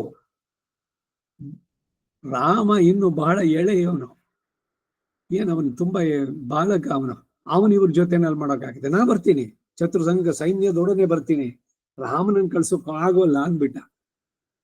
ನಿನ್ನ ಮಾತು, ನೀನೇ ಹೇಳಿದೆ ರಾಮನಾಡಿಯಾಗಿ ನಡ್ಸ್ಕೊಡ್ತೀನಿ ಅಂತ. ಸಂತೋಷದಲ್ಲೋ ಉದ್ವೇಗದ ಬರದಲ್ಲೋ ಏನೇನೋ ಪ್ರಾಮಿಸ್ ಮಾಡಬಾರ್ದು ಅನ್ನೋದು ಒಂದು ಸಂದೇಶ ಇದರಿಂದ. ಅವನು ಯಾತಕ್ಕೆ ಬಂದಿದ್ದಾನೆ ಕೇಳಿ ಆಮೇಲೆ ತಾನೇ ಹೇಳ್ಬೇಕಾದ್ದು. ಈಗ ಕತೆ ಎಲ್ಲ ಹೋಗ್ಲಿ, ಮುಂದಕ್ಕೆ ಗೊತ್ತೇನೋ, ವಿಶ್ವಾಮಿತ್ರ ಹೇಳ್ತಾನೆ, ನಿನ್ನ ಮಾತು ಉಳಿಸ್ಕೊಳ್ಳೋದಾದ್ರೆ ಕೊಡು, ಇಲ್ದಿದ್ರೆ ನಾವು ಹೋಗ್ತೀನಿ. ಅಹಂ ವೇದ್ವಿ ಮಹಾತ್ಮಾನಂ ಅಂತಾನೆ. ವಿಶ್ವಾಮಿತ್ರ ಹೇಳ್ತಾನೆ, ನಿನ್ನ ಮಗ ಅಂತ ನೀನ್ ನೋಡ್ತೀಯ ಅಷ್ಟೇ, ನಾನು ಅವನ್ ಯಾರು ಅಂತ ತಿಳಿದಿದ್ದೇನೆ. ನಾನಷ್ಟೇ ಅಲ್ಲ, ನಿನ್ನ ಗುರು ಇದಾನಲ್ಲ ವಿಶ್ವ ಇದು ವಸಿಷ್ಠ, ಜಾಬಾಲಿ, ಕಶ್ಯಪ, ಅವರುಗಳಿಗೂ ಕೂಡ ಗೊತ್ತು ಅವನು ಯಾರು ಅಂತ ವಿಶ್ವಾಮಿತ್ರ ಹೇಳಿದ್ದು. ಅಹಂ ವೇದ್ಮಿ ಮಹಾತ್ಮಾನಂ, ಸಾಕ್ಷಾತ್ ಪರಬ್ರಹ್ಮ ಅವನು. ಬಂದಿರೋ ಉದ್ದೇಶ ಒಂದು ಬೇರೆ, ನಿನ್ನ ಮಗನಾಗ ಜನಿಸ್ತೀನಿ ಅಂತ ಹೇಳ್ಕೊಂಡು ಬಂದವನು. ಅಜಾಯಮಾನೋ ಬಹುಧಾ ವಿಜಾಯತೆ, ಹುಟ್ಟೆ ಇಲ್ಲದವನು ಹುಟ್ಟಿದ, ನಾನು ಇಂಥವನ ಮಗನಾಗ ಹುಡ್ತೀನಿ ಅಂತ ಹೇಳ್ಕೊಂಡು ಹುಟ್ಟುದ. ಪಿರವಾದವನ್ ಪಿರಂದಾನ್, ಪಿರಂದೇನೆಂದು ಸೊಲ್ಲಿಕೊಂಡೇ ಪಿರಂದಾನ್, ಶೋಭನಂ ಸೊಲ್ಲಿಕೊಂಡು ಪಿರಂದಾನ್. ಬ್ರಹ್ಮನನ್ನ ಮುಂದಿಟ್ಟುಕೊಂಡು ದೇವತೆಗಳೆಲ್ಲ ರಾವಣನ ಉಪಟಳ ಅತಿಯಾದಾಗ ಎಲ್ಲ ಲೋಕಗಳಿಗೂ ಕಂಟಕನಾದವನು. ಅವನ ನಿಗ್ರಹ ಹೇಗೆ ಭಗವಂತ ಬ್ರಹ್ಮ ಕೊಟ್ಟಿದ್ದಾನೆ ವರಗಳನ್ನ ಅಂತ. ಬ್ರಹ್ಮ ಕೊಟ್ಟ ಎಲ್ಲದಕ್ಕೂ ತಥಾಸ್ತು ಅಂತ. ಇವನಿಗೆ ಅಹಂಕಾರ, ರಾವಣನಿಗೆ, ನಾನು ತಪಸ್ಸಿನಲ್ಲಿ ನನಗೆ ಸಿದ್ಧರು, ಕಿಂಪುರುಷರು, ಅವರು ಇವರು ಎಲ್ಲರಿಂದನೂ ಕೇಳಿದ. ಈ ಹುಲು ಮಾನುಜರು ಏನ್ ಮಾಡ್ತಾರೆ ಇವರು, ಮನುಷ್ಯರೆಲ್ಲ ನನಗೊಂದ್ ಸಾಟಿನೇ ಅಂತ ಬಿಟ್ಟ. ಕಪಿಗಳನ್ನ, ವಾನರರನ್ನ, ಮನುಷ್ಯರನ್ನ ಬಿಟ್ಟಿದ್ದ. ಅದಕ್ಕಾಗಿ ದೇವತೆಗಳನ್ನೆಲ್ಲ ನೀವೆಲ್ಲ ವಾನರಾಗಿ ಜನಿಸಿ ನಾನು ದಶರಥನ ಮಗನಾಗಿ ಹುಡ್ತೀನಿ ಅಂತಾನೆ ರಾಮ. ಬಂದು ನಾನು ಅವನನ್ನು ಸಮರ ಮಾಡ್ತೇನೆ ಅಂತ ಮಾತು ಕೊಟ್ಟು ಬಂದಿದ್ದು. ಇದು ಭಗವಂತನನ್ನ ಪಡೆದವರು ಹೇಳುವಂತಹದ್ದು. ಅದಕ್ಕಾಗಿ ಏನು ಅಂದ್ರೆ ಋಷಿಗಳಿಂದ ದೃಢೀಕರಿಸಲ್ಪಟ್ಟದ್ದು ಅಂತ ಇಲ್ಲಿ. ಸರ್ವೇಶ್ವರನೇ ಭಾಗವತ ಮಹಾತ್ಮೆಯನ್ನು ಪ್ರದರ್ಶಿಸುವುದಕ್ಕಾಗಿ ಮಹರ್ಷಿಗಳು ಕೂಡ ಇದೇ ಕಾರಣ. ವಿಷ್ಣು ಸಹಸ್ರನಾಮ ಏನು ಧರ್ಮರಾಜನಿಗೆ ಅವನು ಹೇಳ್ಬೋದಿತ್ತಲ್ಲ, ನಾನೇ ಕಣೋ ಎಲ್ಲ ಮನ್ಮನ ಭವ ಮದ್ಭಕ್ತೋ ಮಧ್ಯಾಜಿ ಮಾಂ ನಮಸ್ಕುರು, ಎಲ್ಲ ಅರ್ಜುನಿಗೆ ಹೇಳಿದ್ನಲ್ಲ, ನಾನೇ ಜಗತ್ ಕಾರಣ, ನನ್ನನ್ನು ನಾನೇ ಹೊಗಳ್ಕೊಳ್ಳೋದು ಹೆಂಗಿರುತ್ತೆ. ಅದ್ರ ಬದಲು ಅವನ ಭಕ್ತನಾದವನು, ಅವನನ್ನು ಸರಿಯಾಗಿ ಯಥಾರ್ಥವಾಗಿ ತಿಳಿದವನು ಅವನ ಬಾಯಿಂದ ಹೇಳಿದರೆ ಅದು ಬಹಳ ಪ್ರಧಾನವಾಗಿ ಚೆನ್ನಾಗಿ ಲೋಕಕ್ಕೆ ಹೇಳುತ್ತೆ. ಇಲ್ದಿದ್ರೆ ಅಯ್ಯೋ ಅವನಿಂದ ಅವಂದೇ ಹೇಳ್ಕೊಳ್ದೆ ಇನ್ನೇನು ಹೇಳ್ತಾನೆ ಅಂತ ಆಗತ್ತೆ. ಹಾಗಾಗಿ ಭೀಷ್ಮನ ಇನ್ನು ಅವನು ಹೊರಟು ಬಿಡ್ತಾನೆ, ಇಚ್ಛಾಮರಣೆ ಅವನು. ಅಷ್ಟ್ರಲ್ಲಿ ನೀನೇನಾದ್ರೂ ವಿಷಯ ಧರ್ಮದ ಬಗ್ಗೆ ತಿಳಿಬೇಕು ಅಂತಿದ್ರೆ ಹೋಗು ಬೇಗ ಅವನನ್ನ ಅಂತ ಹೇಳಿಬಿಟ್ಟು ತಾನು ಕೂಡ ಬಂದು ನಿಂತ್ಕೊಂಡ ಅವನ ಮುಂದೆ. ಕೃಷ್ಣನು ಸಾಕ್ಷಿಯಾಗಿ ಇದ್ದುಕೊಂಡೇನೆ ಧರ್ಮರಾಜ ಕೇಳಿದ 6 ಪ್ರಶ್ನೆಗೆ ಭೀಷ್ಮ ಉತ್ತರಿಸ್ತಾನೆ. ಜಗತ್ ಪ್ರಭುಂ ದೇವದೇವಂ ಅನಂತಂ ಪುರುಷೋತ್ತಮಂ ಅಂತ ಭೀಷ್ಮ ಹೇಳಿದ್ರಿಂದ ಅದಕ್ಕೆ ಅಂತಹ ವಿಶೇಷವಾದಂತಹ ಪ್ರಾಶಸ್ತ್ಯ ಉಂಟಾಗತ್ತೆ. ಯಾಕೆಂದ್ರೆ ಯಥಾರ್ಥವಾಗಿ ತಿಳಿದವನು, ಅವನು ಗರಳು ಮಾಡಲಿಲ್ಲ. ಅವನ ಬಾಣಗಳೆಲ್ಲ ಚುಚ್ಕೊಂಡು ಶರೀರಕ್ಕೆಲ್ಲ ಈ ದುರ್ಯೋಧನ ತಿದ್ದಿದ್ದು ಕೆಟ್ಟ ರಕ್ತ ಇತ್ತದಲ್ಲ ಪೂರ ಹೊಟ್ಟೋಗಿತ್ತು. ಏನೋ ಇದರಲ್ಲಿ ಜ್ಞಾನ ಇದೆಯೋ, ಅಜ್ಞಾನವಾಗಿ ಮಾತಾಡ್ತಾವನೋ, ಇದು ಲೌಕಿಕವಾಗಿ ನಮ್ಮಗಳಿಗೆ ಸಾಧ್ಯ. ಆದ್ರೆ ಅವನು ಯಾರು? ಅವನ ವಸುಗಳಲ್ಲಿ ಒಬ್ಬ ಭೀಷ್ಮ. ಅವನು ಹೇಳ್ತಾನೆ ಆರಂಭದಲ್ಲೇನೆ, ಕೃಷ್ಣನನ್ನ ನೋಡಿ ನನಗೆ ಯಾವ ಉದ್ವೇಗಗಳಿಲ್ಲ. ಈಗ ನನ್ನನ್ನು ಹಿಂಗೆ ಬೀಳಿಸ್ಬಿಟ್ರಲ್ಲ ಅನ್ನೋದು, ಅದು ಇದು, ಈ ಶರೀರವೇ ನಾನು, ಯಾವುದೂ ಇಲ್ಲ. ಯಥಾರ್ಥವಾಗಿ ತಿಳಿದಿದ್ದಾನೆ. ಅವನ ಜ್ಞಾನ ಪ್ರಖರವಾಗಿದೆ, ಒಳ್ಳೆ ತೀಕ್ಷ್ಣವಾಗಿ ತೇಜಸ್ಸಿನಿಂದ ಇರುವಂತ. ಅದರಲ್ಲಿ ಮೋಕ್ಷ ಧರ್ಮರಾಜ ಕೇಳಿದ 6 ಪ್ರಶ್ನೆ. ಕಿಮೇಕಂ ದೈವತಂ ಲೋಕೆ ಕಿಂ ವಾಪ್ಯೇಕಂ ಪರಾಯಣಂ ಕೋ ಧರ್ಮ ಸರ್ವಧರ್ಮಾಣಂ ಭವತಃ ಪರಮೋ ಮತಃ ಕಿಂ ಜಪನ್ ಮುಚ್ಚತೆ ಜಂತು ಜನ್ಮ ಸಂಸಾರ ಬಂಧನ. ಧರ್ಮರಾಜ, ಈಗೆಲ್ಲ ಖಾಲಿಯಾಗಿದೆ, ಯುದ್ಧ ಆದ್ಮೇಲೆ ಏನಾಗತ್ತೆ? ಬೊಕ್ಕಸ ಖಾಲಿ, ಟ್ರೆಜರಿ ಎಂಟಿ. ಅದಕ್ಕಾಗಿ ಏನು? ಟ್ಯಾಕ್ಸ್ಗಳನ್ನ ಈಗ ನಮ್ಮ ಮಾಡ್ತಾ ಇದಾರಲ್ಲ, ಫ್ರೀ ಅಂತ ಕೊಟ್ಬಿಟ್ಟು ಅದನ್ನ ಏರ್ಸಿ ಇದನ್ನ ಏರ್ಸಿ, ಸಿಲಿಂಡರ್ಗೆ 50 ರೂಪಾಯಿ ಇನ್ನೇನೋ ಮಾಡೋದು, ಪೆಟ್ರೋಲು ಡೀಸೆಲ್ಲು, ಹಾಲಿಂದು ಜಾಸ್ತಿ ಮಾಡಿ ಒಂದ್ ಕಡೆ ಕೊಟ್ಟಂತೆ ಮಾಡಿ ಇನ್ನೊಂದ್ ದಿನ ಕಿತ್ಕೊಳ್ಳೋದು. ಇಲ್ಲಿ 10 ಪೈಸಾ ಕೊಟ್ಬಿಟ್ಟು ಅಲ್ಲಿ 100 ರೂಪಾಯಿ ಕಿತ್ಕೊಂಡಂಗೆ. ಈ ರೀತಿ ಏನಾದ್ರು ಕೇಳ್ಕೋಬಹುದಾಯ್ತಲ್ಲ ಭೀಷ್ಮನನ್ನ, ಯಾವ ರೀತಿ ದುಡ್ಡು ಸಂಪಾದನೆ ಮಾಡೋದು, ಕಂದಾಯ ಯಾವ್ಯಾವ್ದ್ರ ಮೇಲೆ ಹಾಕ್ಬೋದು, ಯಾರು ಹೆಚ್ಚಿಗೆ ಮಾತಾಡ್ತಾರೆ ಅವ್ರ ಮೇಲೆ ಕಂದಾಯ ಹಾಕೋದು. ಉಸಿರಾಟ, ಗಾಳಿಯನ್ನ ನೀವು ಉಪಯೋಗಿಸ್ತಾ ಇದ್ದೀರಿ ಕರ್ನಾಟಕದ ಪ್ರದೇಶದಲ್ಲಿರುವಂತಹದ್ದು, ಅದರಿಂದ ಎಲ್ರು ಬ್ರೀತಿಂಗು, ಅದಕ್ಕಾಗಿ ನಿಮ್ಗೆಲ್ಲ ಒಂದೊಂದು ಟ್ಯಾಕ್ಸ್, ಅದನ್ನು ಸೇರಿಸ್ಬಿಡ್ತೀವಿ. ಮಾಡ್ಬೋದಲ್ಲ, ಏನ್ ಬೇಕಾದ್ರೂ ಮಾಡ್ಬೋದು. ಧರ್ಮರಾಜ ತನ್ನ ಬೊಕ್ಸ ತುಂಬಿಸೋದಕ್ಕೆ ನಾನಿನ್ನು ಚೆನ್ನಾಗಿ ಎಷ್ಟು ಮಜವಾ ಮಾಡ್ಬೋದು, ಅದ್ರಲ್ಲಿ ನಾನು ಎಷ್ಟು ತಗೋಬಹುದು, ಎಲ್ಲ ಅದ್ರಲ್ಲಿ ಪರ್ಸೆಂಟೇಜು ಅದು ಇದು ಕಥೆಗಳಿದೆಯಲ್ಲ, ಈ ತರದ್ ಕೇಳಿದ್ನು. ಲೋಕದ ಹಿತಕ್ಕಾಗಿ ಕೇಳಿದ 6 ಪ್ರಶ್ನೆ. 6 ಪ್ರಶ್ನೆಗೆ ಉತ್ತರ ಭಗವಂತನನ್ನ ಸಾಕ್ಷಿಯಾಗಿ ಇಟ್ಕೊಂಡು ಭೀಷ್ಮ ಹೇಳಿದ್ದು, ಅದು ವಿಷ್ಣು ಸಹಸ್ರನಾಮ. ಹಾಗೆ ಸರ್ವಜ್ಞರಾದ ಮಹರ್ಷಿಗಳು ದೃಢೀಕರಿಸಿ ಹೇಳದಿದ್ರೆ ಅದಕ್ಕಷ್ಟು ಮಹಾತ್ಮ ಇಲ್ಲ. ಈ ವಿಷ್ಣು ಸಹಸ್ರನಾಮದ ಯಾಕೆ ಇಷ್ಟೆಲ್ಲ ಹೇಳಕ್ ಬಂದೆ ಅಂದ್ರೆ ಅದಕ್ಕಿರೋ ಪ್ರಾಶಸ್ತ್ಯ ಏನು. ಶಂಕರಾಚಾರ್ಯರು ಕಾಶ್ಮೀರಕ್ಕೆ ಹೋದ್ರು, ಅಲ್ಲಿ ಅವರು ಲಲಿತಾ ಸಹಸ್ರನಾಮಕ್ಕೆ ಭಾಷ್ಯವನ್ನು ಬರಿಬೇಕು ಅಂತ ಹೋಗಿದ್ದು. ಶಿಷ್ಯರಿಗೆ ಹೇಳಿದ್ರು ಪುಸ್ತಕ ತಗಮ್ಮ ಅಂತ. ಅಲ್ಲಿ ಅವ್ರು ಹೋದ್ರೆ ಒಂದು ಹುಡುಗಿ ಬಂದ್ಬಿಟ್ಟು ಅದು ಬೇಡ ಇದು ತಗೊಂಡು ಹೋಗು ಅಂತ ವಿಷ್ಣು ಸಹಸ್ರ. ಇವರು ಅಲ್ಲಪ್ಪ ಈ ಪುಸ್ತಕ ಅಲ್ಲಯ್ಯ ನಾನು ಕೇಳಿದ್ದು, ಲಲಿತಾ ಸಹಸ್ರನಾಮದ್ದು ತಗೊಂಡ್ ಬಾ ಪುಸ್ತಕ ಅಂತ. ಮತ್ತೆ ಹೋದ್ರೆ ಆ ಹುಡುಗಿ ಬಂದು ಬೇಡ ಬೇಡ ಇದಕ್ ಬರೆಯೋಕ್ ಹೇಳು ಅಂತ. ಇದು ಇವರು ಶಂಕರಾಚಾರ್ಯರು ಭಾಷ್ಯದ ಅವತರಣಿಕೆನಲ್ಲಿ ಅವ್ರು ಬರ್ಕೊಂಡಿದ್ದಾರೆ, ಗ್ರಂಥದಲ್ಲಿ ಇದೆ ಅದು. ಸಾಕ್ಷಾತ್ ಲಲಿತೆಯೇ ಶಂಕರಾಚಾರ್ಯರಿಂದ ವಿಷ್ಣು ಸಹಸ್ರನಾಮಕ್ಕೆ ಭಾಷ್ಯವನ್ನು ಬರೆಸಿದ್ರು ಅಂತ ಅಲ್ಲಿ. ಹೀಗೆ ಮಹರ್ಷಿಗಳು ಕೂಡ ನಿನ್ನನ್ನ ಅಲ್ಲಿ ಕೊಂಡಾಡಿದ್ದಾರೆ ಅನ್ನೋದನ್ನ ಅರ್ಜುನನು ಹೇಳುವ ಹಾಗೆ ಪ್ರೇರಿಸ್ತಾರೆ. ತ್ವಾಂ ನಿನ್ನನ್ನ ಪುರುಷಂ, ಪುರುಷ ಸೂಕ್ತದಲ್ಲಿ ಹೇಳುವ ಹಾಗೆ ಶಾಶ್ವತಂ, ಯಾವಾಗಲೂ ನಿತ್ಯನಾಗಿರುವುದರಿಂದ ಸನಾತನಂ ಎಂದು, ದಿವ್ಯಂ, ದಿವಿ ಎಂದರೆ ನಿತ್ಯ ವಿಭೂತಿ ಎನಿಸುವ ದಿವ್ಯ ವೈಕುಂಠ. ಸಾಮಾನ್ಯವಾಗಿ ದಿವಿ ಅಂತಂದ್ರೆ ಬೆಳಗು ರಾತ್ರಿ, ದಿವೋ ರಾತ್ರಿ, ಅಹೋರಾತ್ರಿ ಈ ಪದಗಳು ಬರುತ್ತೆ. ಇಲ್ಲಿ ದಿವಿ ಅನ್ನೋ ಪದಕ್ಕೆ ಅರ್ಥ ಅದು ದಿವ್ಯ ವೈಕುಂಠದಲ್ಲಿ ನಿತ್ಯ ವಿಭೂತಿ, ಇದು ಲೀಲಾ ವಿಭೂತಿ. ಇಲ್ಲಿ ಇದು ತ್ರಿಗುಣಾತ್ಮಕವಾದದ್ದು, ಇದು ಪ್ರಕೃತಿ, ಅದು ಅಪ್ರಾಕೃತ.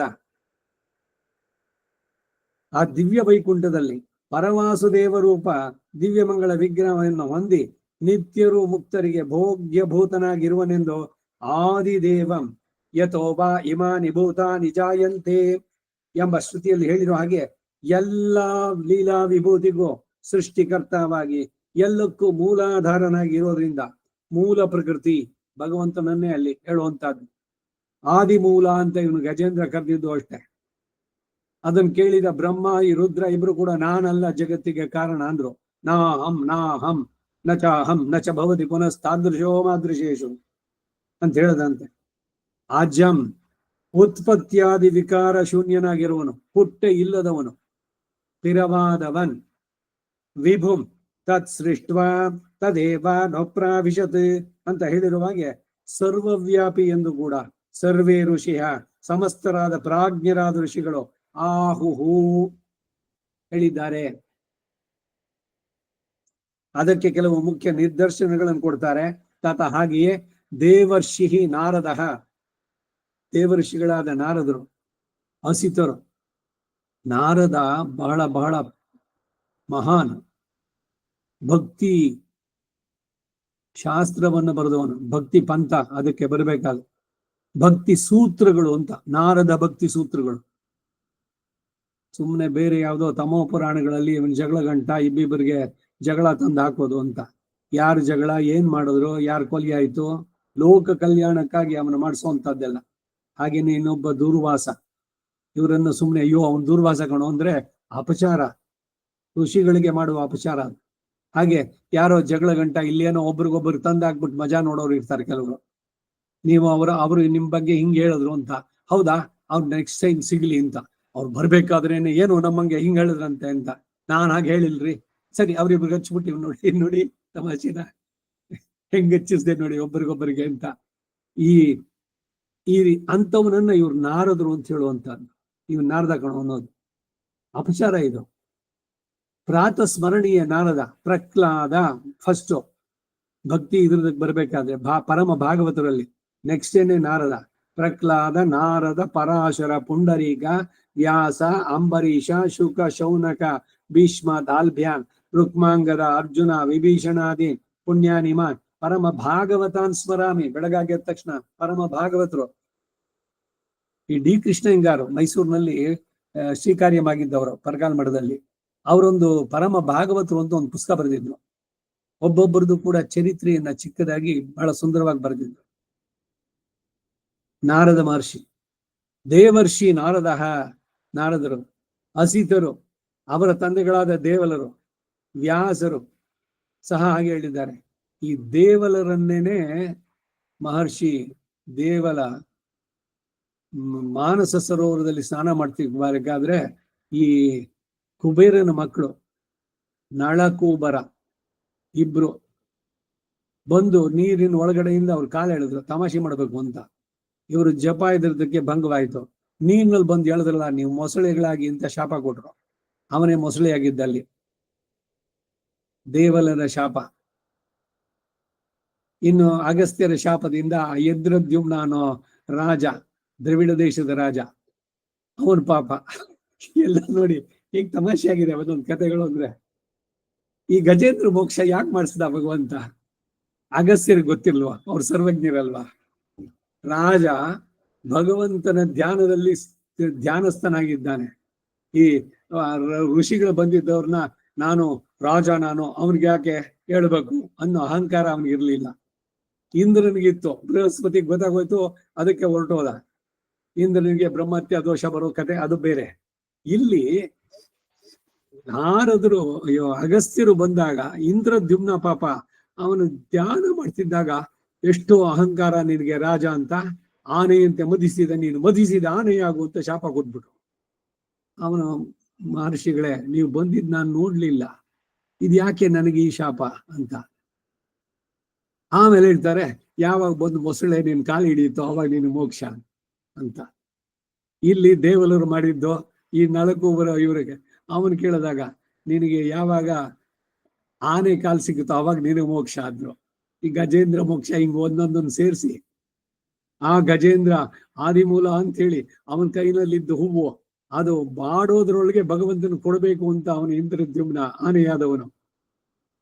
ಅವನು ಪ್ರಾರ್ಥಿಸಿದಾಗ ವೈನತೆಯನ್ನು ಹೇಳ್ಕೊಂಬಂದ.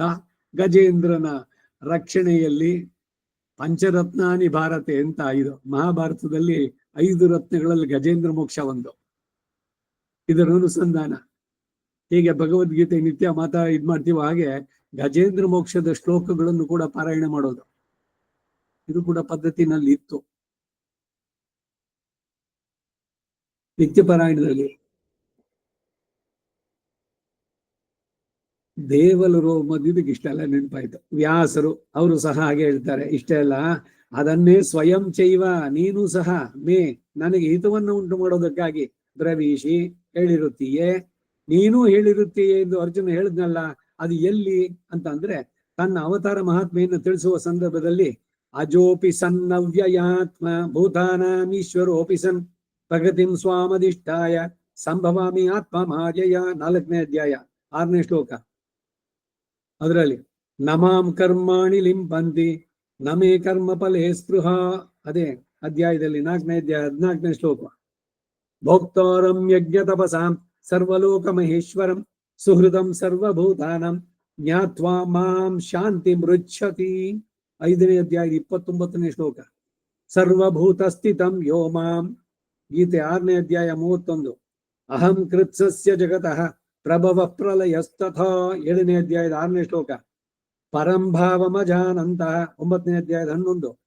ಯೋ ಮಾಂ ಅಜಮನಾದಿಂಚ 10ನೇ ಅಧ್ಯಾಯದ 3ನೇ ಶ್ಲೋಕ. ಹೀಗೆ ಅನೇಕಾವರ್ತಿ ನೀನೇ ಪರತತ್ವ ಎಂದು ಉಪದೇಶಿಸಿದ್ದೀಯ. ಇದರಿಂದ ಶ್ರೀಕೃಷ್ಣನ ನೀನೇ ಪರತತ್ವ ಎಂಬುದು ಸರ್ವ ವಿಧದಲ್ಲೂ ಅದು ಸ್ಥಾಪಿತವಾದದ್ದು. ಶಾಸ್ತ್ರಗಳು ಹೇಳಿದ್ದು, ಪ್ರತ್ಯಕ್ಷವಾಗಿ ನನಗೆ ದೃಗ್ಗೋಚರವಾದದ್ದು, ಋಷಿಗಳು ಹೇಳಿದ್ದು, ಎಲ್ಲಕ್ಕೂ ಐಕಕಂಠ್ಯವೇ ತೋರ್ತಾ ಇದೆ. ಒಂದಕ್ಕೊಂದಕ್ಕೆ ವಿರೋಧ ಇಲ್ಲ. ಇಲ್ಲಿ ಪರಮಾತ್ಮನನ್ನು ಬೋಧಿಸುವ ಸಮಸ್ತ ನಾಮಗಳಾದಂತಹ ಪರಂ ಬ್ರಹ್ಮ, ಪರಂಧಾಮ, ಪರಂಜ್ಯೋತಿಷು, ಈಶ್ವರ, ಜಗತ್ ಸೃಷ್ಟಿಕರ್ತ, ಪರತತ್ವ, ಈ ಎಲ್ಲ ಪದಗಳು, ನಾರಾಯಣ ಇತ್ಯಾದಿ ಅನೇಕ ಪದಗಳು ಕೂಡ ಸಾರ್ಥವತ್ತಾದವುಗಳಾಗಿರೋದ್ರಿಂದ ಸವಿಶೇಷವಾದವುಗಳೇ ಒಂದೊಂದು ಕೂಡ. ಪರಮಾತ್ಮನನ್ನ ನಿರ್ವಿಶೇಷ ಬ್ರಹ್ಮ ಎಂದು ಹೇಳುವುದು ಸವಿಶೇಷಣವೇ ಆಗುತ್ತೆ. ಹೇಗೆ ಅಂದ್ರೆ ಬ್ರಹ್ಮ ಶಬ್ದವು ಸ್ವಭಾವತಃ ನಿರಸ್ತ ನಿಖಿಲ ದೋಷನಾಗಿ ಅನವಧಿಕ ಅತಿಶಯ ಅಸಂಖ್ಯೇಯ ಕಲ್ಯಾಣ ಗುಣಗಳನ್ನ ಉಳ್ಳವನನ್ನ ಬೋಧಿಸುವಂತಹದ್ದು ಬ್ರಹ್ಮ. ಅದಕ್ಕಾಗೇನೆ ಪರಿಬ್ರಹ್ಮ ಅಂದ್ರೆ ಪರಬ್ರಹ್ಮನೇ. ಇವನಿಗೆ ಚತುರ್ಮುಖ ಬ್ರಹ್ಮ ಅಂತಾನೆ ಹೇಳುದು ನಾವು. ಭಗವಂತನ ಮೊದಲನೇ ಸೃಷ್ಟಿ ಚತುರ್ಮುಖ ಬ್ರಹ್ಮ. ಬರೀ ಬ್ರಹ್ಮ ಅಂತಂದ್ರೆ ಪರಬ್ರಹ್ಮವೇ.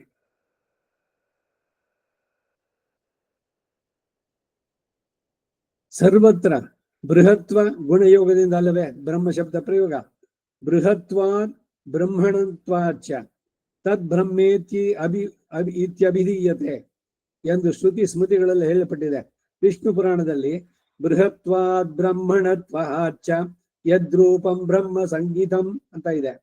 ಆದ್ದರಿಂದ ಸ್ವರೂಪ ಗುಣಾದಿಗಳಿಂದ ಬೃಹತ್ವವು ಬ್ರಹ್ಮ ಶಬ್ದದಿಂದ ಬೋಧಿತವಾಗುವುದರಿಂದ ನಿರ್ವಿಶೇಷ ಬ್ರಹ್ಮ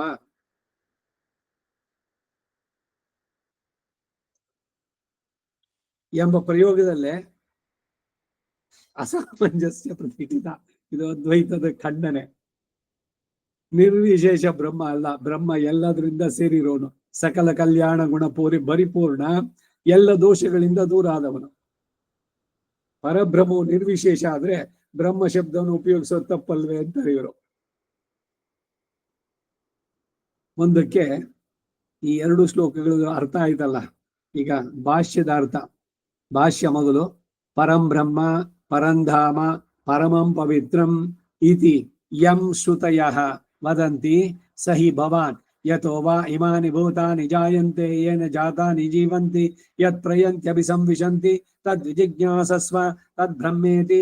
ಎರಡು ಬ್ರಹ್ಮವಿದ ಆಪ್ನೋತಿ ಪರಂ ಸಯೋ ಹವೈ ತತ್ ಪರಂ ಬ್ರಹ್ಮ ವೇದ ಬ್ರಹ್ಮೈವ ಭವತಿ. ತಥಾ ಪರಂಧಾಮ ಧಾಮ ಶಬ್ದೋ ಜ್ಯೋತಿರ್ವಚನಂ ಪರಂಜ್ಯೋತಿಃ ಅತ ಯದತಃ ಪರೋ ದಿವೋ ಜ್ಯೋತಿರ್ದೀಪ್ಯತೆ. ಉಪನಿಷತ್ತಿನ ಮಾತುಗಳಿದು. ಪರಂಜ್ಯೋತಿರುಪಸಂಪದ್ಯ ಸ್ವೇನ ರೂಪೇಣಾಭಿನಿಷ್ಪದ್ಯತೆ ತಂ ದೇವ ಜ್ಯೋತಿಷಾಂ ಜ್ಯೋತಿಃ ಇತಿ. ತಥಾ ಚ ಪರಮಂ ಪವಿತ್ರಂ ಪರಮಂ ಪಾವನಂ ಸ್ಮರ್ತುರಶೇಷ ಕಲ್ಮಷಾಶ್ಲೇಷ ಕರಂ ವಿನಾಶಕರಂಚ. ಏಳು ಯಥಾ ಪುಷ್ಕರ ಪಲಾಶ ಆಪೋ ನ ಶ್ಲಿಷ್ಯಂತ ಏವಮೇವಂ ವಿಧಿ ಪಾಪಂ ಕರ್ಮ ನ ಶ್ಲಿಷ್ಯತೆ ತದ್ಯಥೇಶೀಕ ಸ್ಥೂಲಂ ಅಗ್ನೌ ಪ್ರೋತಂ ಪ್ರದೂಯೇತ ಏವಂ ಹಿ ಅಸ್ಯ ಸರ್ವೇ ಪಾಪ್ಮಾನಃ ಪ್ರದೂಯಂತೆ. ನಾರಾಯಣಂ ಪರಂ ಬ್ರಹ್ಮ ತತ್ವಂ ನಾರಾಯಣ ಪರಃ ಇತಿ ಶ್ರುತಯೋ ವದಂತಿ. ಋಷಯಶ್ಚ ಸರ್ವೇ ಪರ ಅವರ ತತ್ವ ಯಾಥಾತ್ಮ ವಿದಸ್ತ್ವಾಮೇವ ಶಾಶ್ವತಂ ದಿವ್ಯಂ ಪುರುಷಂ ಆದಿದೇವಂ ಅಜಂ ವಿಭುಮಾಹುಃ. ತಥೈವ ದೇವರ್ಷಿ ನಾರದಃ ಅಸಿತೋ ದೇವಲೋ ವ್ಯಾಸಶ್ಚ ಯೇ ಚ ವೇದವಿದೋ ವಿಪ್ರಾ ಯೇ ಚಾಧ್ಯಾತ್ಮವಿದೋ ಜನಾಃ ತೇ ವದಂತಿ ಮಹಾತ್ಮಾನಂ ಕೃಷ್ಣಂ ಧರ್ಮಂ ಸನಾತನಂ ಪವಿತ್ರಾಣಾಂ ಹಿ ಗೋವಿಂದಃ ಪವಿತ್ರಂ ಪರಮುಚ್ಯತೆ ಪುಣ್ಯಾನಾಮಪಿ ಪುಣ್ಯೋಸೌ ಮಂಗಳಾನಾಂ ಚ ಮಂಗಳಂ. 11 ತ್ರೈಲೋಕ್ಯಂ ಪುಂಡರೀಕಾಕ್ಷೋ ದೇವದೇವ ಸನಾತನಃ ಆಸ್ತೆ ಹರಿರಚಿಂತ್ಯಾತ್ಮ ತತ್ರೈವ ಮಧುಸೂದನಃ.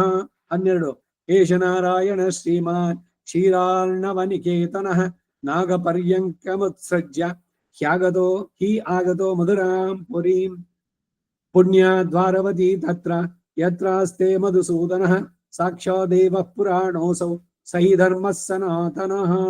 ತಥಾ 12 ಯತ್ರ ನಾರಾಯಣೋ ದೇವಃ ಪರಮಾತ್ಮ ಸನಾತನಃ ತತ್ರ ಕೃತ್ಸ್ನಂ ಜಗತ್ಪಾರ್ಥ ತೀರ್ಥಾನ್ಯಾಯುತನಾನಿ ಚ ತೀರ್ಥಾನಿ ಆಯತನಾನಿ ಚ ಆಯತನಂ ತತ್ಪುಣ್ಯಂ ತತ್ಪರಂ ಬ್ರಹ್ಮ ತತ್ತೀರ್ಥಂ ತತ್ತಪೋವನಂ ತತ್ರ ದೇವರ್ಷಯಃ ಸಿದ್ಧಾಃ ಸರ್ವೇ ಚೈವ ತಪೋಧನಾಃ ಆದಿದೇವೋ ಮಹಾಯೋಗಿ ಯತ್ರಾಸ್ತೆ ಮಧುಸೂದನಃ ಪುಣ್ಯಾನಾಮಪಿ ತತ್ಪುಣ್ಯಂ ಮಾ ಭೂತ್ತೇ ಸಂಶಯೋತ್ರ ವೈ 13 ಕೃಷ್ಣ ಏವ ಹಿ ಲೋಕಾನಾಂ ಉತ್ಪತ್ತಿರಪಿ ಚಾಪ್ಯಯಃ ಕೃಷ್ಣಸ್ಯ ಹಿ ಕೃತೆ ಭೂತಂ ಇದಂ ವಿಶ್ವಂ ಚರಾಚರಂ ಇತಿ ತಥಾ ಸ್ವಯಮೇವ ಬ್ರವೀಷಿ ಚ ಭೂಮಿರಾಪೋ ನಲೋ ವಾಯುಃ ಖಂ ಮನೋ ಬುದ್ಧಿರೇವ ಚ ಅಹಂಕಾರ ಇತಿ ಯಮ್ಮೆ ಭಿನ್ನ ಪ್ರಕೃತಿರಷ್ಟದ ಇತ್ಯಾದಿನ ಅಹಂ ಸರ್ವಸ್ಯ ಪ್ರಭವೋ ಮತ್ತಃ ಸರ್ವಂ ಪ್ರವರ್ತತೆ ಇತ್ಯಂತೇನ 12-13 ಶ್ಲೋಕಕ್ಕೆ ರಾಮಾನುಜರ ಭಾಷ್ಯ ಇದು. ಈಗ ನಾನು ಓದಿದ್ದು ಇಲ್ಲಿ ತನಕ. ಈಗ ಭಾಷ್ಯದ ಅರ್ಥ. ಭವಾನ್ ಎಂಬುದು ಪ್ರಥಮಾಂತವಾದ್ದರಿಂದ ಪರಂ ಬ್ರಹ್ಮ ಪರಂಧಾಮಾದಿಗಳನ್ನ ಆಹುಹು ಎಂಬುದರಿಂದ ಅನ್ವಯಿಸುವುದು ಸಾಧ್ಯವಿಲ್ಲದ್ರಿಂದ ಭವಾನ್ ಎಂಬುದರವರೆಗೂ ಒಂದು ವಾಕ್ಯವಾಗಿ ಮುಂದೆ 3 ಪಾದಗಳನ್ನ ಒಂದು ವಾಕ್ಯವಾಗಿ ಅನ್ವಯಿಸತಕ್ಕದ್ದು ಎಂದು ಅನ್ವಯವನ್ನ ಪರಂಬ್ರಹ್ಮ ಎಂದು ಆರಂಭಿಸಿದ ವಾಕ್ಯದ ಮೂಲಕ ವ್ಯಕ್ತಪಡಿಸುತ್ತಾರೆ.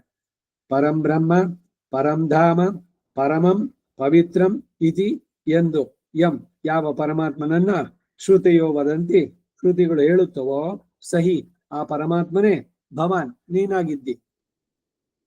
ಮುಂದೆ ಸರ್ವೇಶ್ವರನು ಪರಬ್ರಹ್ಮ ವಾಚ್ಯನೆಂದು ಎಲ್ಲಿ ಹೇಳಲ್ಪಟ್ಟಿದೆ ಅನ್ನೋದಕ್ಕೆ ಶ್ರುತಿಗಳನ್ನು ಉದಾಹರಿಸ್ತಾರೆ. ಯಥೋವಾ ಇಮಾನಿ ಭೂತಾನಿ ಜಾಯಂತೆ. ಈ ಶ್ರುತಿಯು ಉಪಾಸ್ಯ ಬ್ರಹ್ಮನ ಲಕ್ಷಣವನ್ನು ಬೋಧಿಸುತ್ತೆ.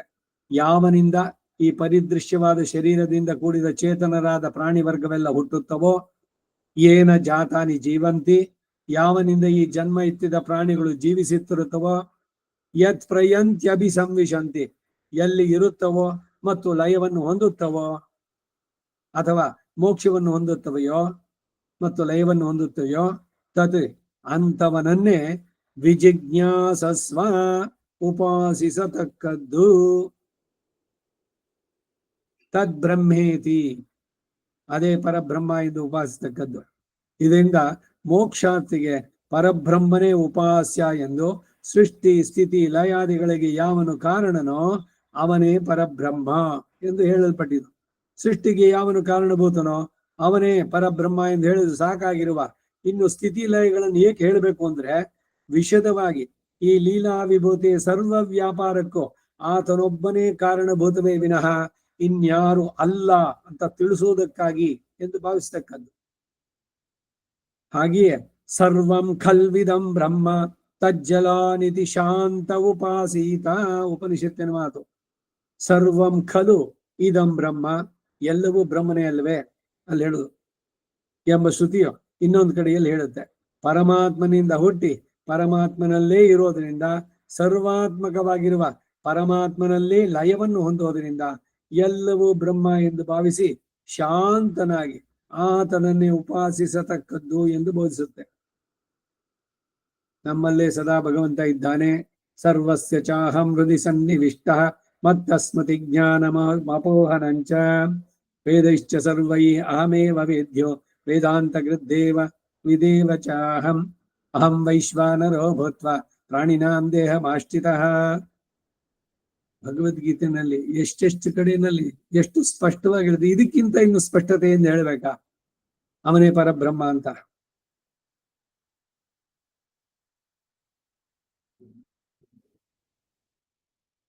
ಈ ಶ್ರುತಿಯಲ್ಲಿ ಉಪಾಸ್ಯನು, ಉಪಾಸನೆ ಮಾಡಬೇಕಾದವನು, ಪ್ರಾಪ್ಯವು ಅಂದ್ರೆ ಯಾರನ್ನ ನಾವು ಪಡಿಬೇಕು ಕಡೆಯಲ್ಲಿ ಒಂದೇ ಎಂದು ಉಪದೇಶಿಸಲ್ಪಟ್ಟಿದ್ದು. ಸಗುಣ ಪರಬ್ರಹ್ಮನನ್ನು ಉಪಾಸಿಸಿದರೆ ಪರಂ ಪ್ರಾಪ್ನೋತಿ, ಆ ಸಗುಣ ಬ್ರಹ್ಮನಿಗೂ ಶ್ರೇಷ್ಠವಾದ ನಿರ್ಗುಣ ಬ್ರಹ್ಮನನ್ನು ಹೊಂದುತ್ತಾನೆ ಎಂಬ ಅರ್ಥವನ್ನು ಕೆಲವರು ಮಾಡಿದ್ರೆ ಸರಿ ಅಲ್ಲ ಅಂತ ತೋರಿಸುವುದಕ್ಕಾಗಿ ಮುಂದಿನ ಶ್ರುತಿಯನ್ನು ಉದಾಹರಿಸುತ್ತಾರೆ. ಅಲಂಕೃತ್ಯ ಶಿರಚ್ಛೇದ ಅಂತ ಅದ್ವೈತದ ಖಂಡನೆಲ್ಲ ಬರೋದು. ಒಬ್ಬರಿಗೆ ಚೆನ್ನಾಗಿ ಅಲಂಕಾರ ಮಾಡಿ ತಲೆಗೆ ಕಿರೀಟ ಹಾಕಿ, ಕಿವಿಗಳಿಗೆ ಕುಂಡಲ, ಹೆಣೆಗೆ ಎಲ್ಲ, ಮುಖಕ್ಕೆ ಏನೇನು ಮಾಡಬೇಕೋ ಎಲ್ಲದನ್ನು ಮಾಡಿ, ಕತ್ತಿನಲ್ಲಿ ಬೇಕಾದಷ್ಟು ಆವರಣಗಳು, ಎಲ್ಲದನ್ನ ಮಾಡಿ ಕಡೆಗೆ ಒಂದು ಕತ್ತಿ ತಗೊಂಡು ಆ ತಲೆನ ಕತ್ತರಿಸ್ಬಿಡೋದಂತೆ. ಇದ್ಯಾಕೆ ಹೀಗೆ ಅಂತಂದ್ರೆ ಎಲ್ಲಾನು ಇದೆ, ವೇದಾನು ಇದೆ ಅಂತೆಲ್ಲ ಹೇಳ್ಬಿಟ್ಟು ಕಡೆಯಲ್ಲಿ ಒಂದು ಪಾರಮಾರ್ಥಿಕ ಸತ್ಯ, ಇನ್ನೊಂದು ವ್ಯಾವಹಾರಿಕ ಸತ್ಯ. ಈ ವ್ಯಾವಹಾರಿಕ ಸತ್ಯದಲ್ಲಿ ವ್ಯವಹಾರದಲ್ಲಿ ಎಲ್ಲ ಸರಿ, ನೀವು ಸರಿ, ಅವರು ಇದ್ದಾರೆ, ಇವರು ಇದ್ದಾರೆ. ಆದ್ರೆ ನೀವು ಪಾರಮಾರ್ಥಿಕವಾಗಿ ನೀವು ಮೇಲಕ್ಕೇರಿದಾಗ ಇದೆಲ್ಲ ಬರೀ ಭ್ರಮೆ. ಜಗತ್ತೊಂದೇ ಸತ್ಯ, ಜಗತ್ತು ಅಲ್ಲ ಮಿಥ್ಯ, ಪರಬ್ರಹ್ಮ ಒಂದೇ ಸತ್ಯ. ಆ ಪರಬ್ರಹ್ಮನೋ ನೀನಾಗ್ಬಿಟ್ಟಿದೀಯಾ ಅಂತ. ಜಗತ್ ಮಿಥ್ಯ, ಮಿಥ್ಯಾವಾದವನ್ನ ಪ್ರಚೋದಿಸಿ ಹೇಳ್ಬೇಕಾದ್ರೆ ಮತ್ತಾಗ್ರೆ ಇದೆಲ್ಲ ವ್ಯವಹಾರದಲ್ಲಿ ಸರಿ. ಆದ್ರೆ ಪರಮಾರ್ಥಕ್ಕೆ ಹೋದಾಗ ಏನು ಇಲ್ಲ, ಎಲ್ಲ ಬರೀ ಕಾಣಿಸುತ್ತೆ ಅಷ್ಟೇ. ಭ್ರಮೆ, ಇದು ಮಾಯೆ ಅಂತ ಹೇಳಿ ಎಲ್ಲವನ್ನು ತೆಗೆದಾಕಿ ವೇದನು ತೆಗೆದಾಕ್ಬಿಡ್ತಾರೆ ಕಡೆಗೆ. ಅದಕ್ಕೆ ಅವ್ರನ್ನ ರಾಮಾನುಜರಿಗೆ ಧಾಟಿ ಪಂಚಕದಲ್ಲಿ ಪ್ರಚ್ಛನ್ನ ಬೌದ್ಧ ಮಕರಾಲಯ ಮಂಥದಂಡಾಹ ಅಂತಾರೆ. ಪ್ರಚ್ಛನ್ನ ಬೌದ್ಧರು ಅಂದ್ರೆ ಇವರು ಅದ್ವೈತಿಗಳು. ಎಲ್ಲ ಇದೆ ಅಂತ ಒಪ್ಕೊಂಡ್ಬಿಟ್ಟು ಆಮೇಲೆ ಎಲ್ಲ ಏನು ಇಲ್ಲ ಅಂತ ಅನ್ನೋದು.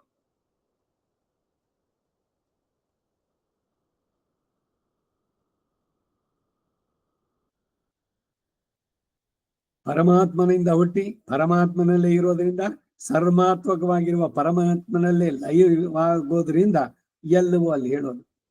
ಹೀಗೆ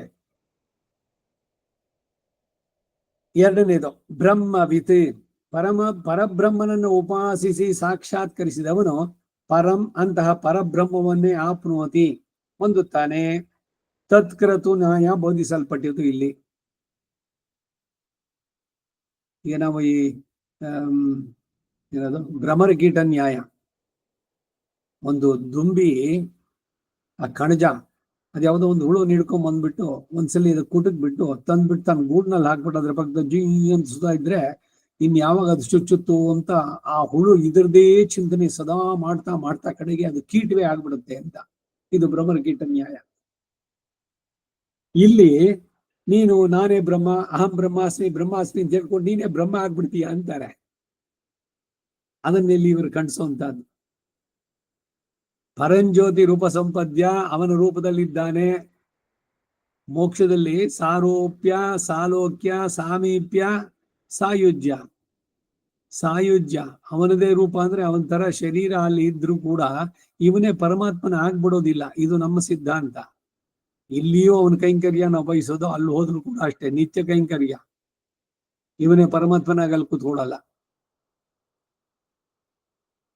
ಇದನ್ನ ಅಲ್ಲಿ ಹೇಳುವಂತದ್ದು. ನಿರತಿಶಯ ಬೃಹತ್ವಕ್ಕೆ ಆಶ್ರಯವಾದ ವಸ್ತುವನ್ನು ಉಪಾಸಿಸುವವನು ಎಲ್ಲಕ್ಕೂ ಉತ್ಕೃಷ್ಟವಾದವನನ್ನ ಹೊಂದುವನು ಎಂಬ ಅರ್ಥ ಇಲ್ಲಿ. ಬ್ರಹ್ಮವಿತ್ ಎಂದರೆ ಪರಬ್ರಹ್ಮ ಜ್ಞಾನ ಮಾತ್ರವುಳ್ಳವನು ಎಂಬ ಅರ್ಥ ಅಲ್ಲ. ವೇದನ ಶಬ್ದವು ಉಪಾಸನವನ್ನು ಬೋಧಿಸೋದ್ರಿಂದ ಬ್ರಹ್ಮವಿತ್ ಎಂದರೆ ಪರಬ್ರಹ್ಮ ಉಪಾಸಕ. ಬ್ರಹ್ಮವಾದಿನೋ ವದಂತಿ, ಬ್ರಹ್ಮವಾದಿನ್ ಈ ಪದಗಳು ಪರಬ್ರಹ್ಮ ಉಪಾಸಕ. ಈ ಶ್ರುತಿಯಲ್ಲೂ ಕೂಡ ಉಪಾಸನವು ಪ್ರಾಪ್ಯವು ಒಂದೇ ಎಂದು ಉಪದೇಶಿಸಲ್ಪಟ್ಟಿತು. ಸಗುಣ ಪರಬ್ರಹ್ಮನನ್ನು ಉಪಾಸಿಸಿದರೆ ಪರಂ ಪ್ರಾಪ್ನೋತಿ, ಆ ಸಗುಣ ಬ್ರಹ್ಮನಿಗೂ ಶ್ರೇಷ್ಠನಾದಂತಹ ನಿರ್ಗುಣ ಪರಬ್ರಹ್ಮನನ್ನು ಹೊಂದುತ್ತಾನೆ ಎಂಬ ಅರ್ಥವನ್ನು ಕೆಲವರು ಮಾಡಿರೋದು ಸರಿಯಲ್ಲ ಅನ್ನೋದು ತೋರಿಸೋದಕ್ಕಾಗಿ ಮುಂದಿನ ಶ್ರುತಿಯನ್ನು ಉದಾಹರಿಸುತ್ತಾರೆ. ಈ ತೈತರಿಯ ವಾಕ್ಯ ಪರಬ್ರಹ್ಮವನ್ನು ಉಪಾಸಿಸಿದವನು ಪರಬ್ರಹ್ಮವನ್ನು ಹೊಂದುವನು ಎಂದು ಹೇಳಿತು. ಮುಂದಿನ ಸಯೋ ಹವೈ ಎಂಬ ಮುಂಡಕ ವಾಕ್ಯದಲ್ಲಿ ಪರಬ್ರಹ್ಮನನ್ನು ಉಪಾಸಿಸಿದವನು ಬ್ರಹ್ಮನನ್ನು ಹೊಂದುವನು ಅಂತ ಹೇಳೋದ್ರಿಂದ ಎರಡು ಕಡೆಯಲ್ಲೂ ಬ್ರಹ್ಮ ಶಬ್ದವು ಪರಬ್ರಹ್ಮನನ್ನೇ ಬೋಧಿಸೋದ್ರಿಂದ ಸಗುಣ ಬ್ರಹ್ಮ ನಿರ್ಗುಣ ಬ್ರಹ್ಮ ಎಂದು ಅರ್ಥ ಮಾಡುವುದು ಸುತರಾಂ ಸರಿಯಲ್ಲ ಎಂದು ವ್ಯಕ್ತಪಡಿಸುವುದಕ್ಕಾಗಿ ಮುಂದಿನ ಮುಂಡಕ ಉಪನಿಷತ್ತಿನ ಶ್ರುತಿಯನ್ನು ಉದಾಹರಿಸ್ತಾರೆ.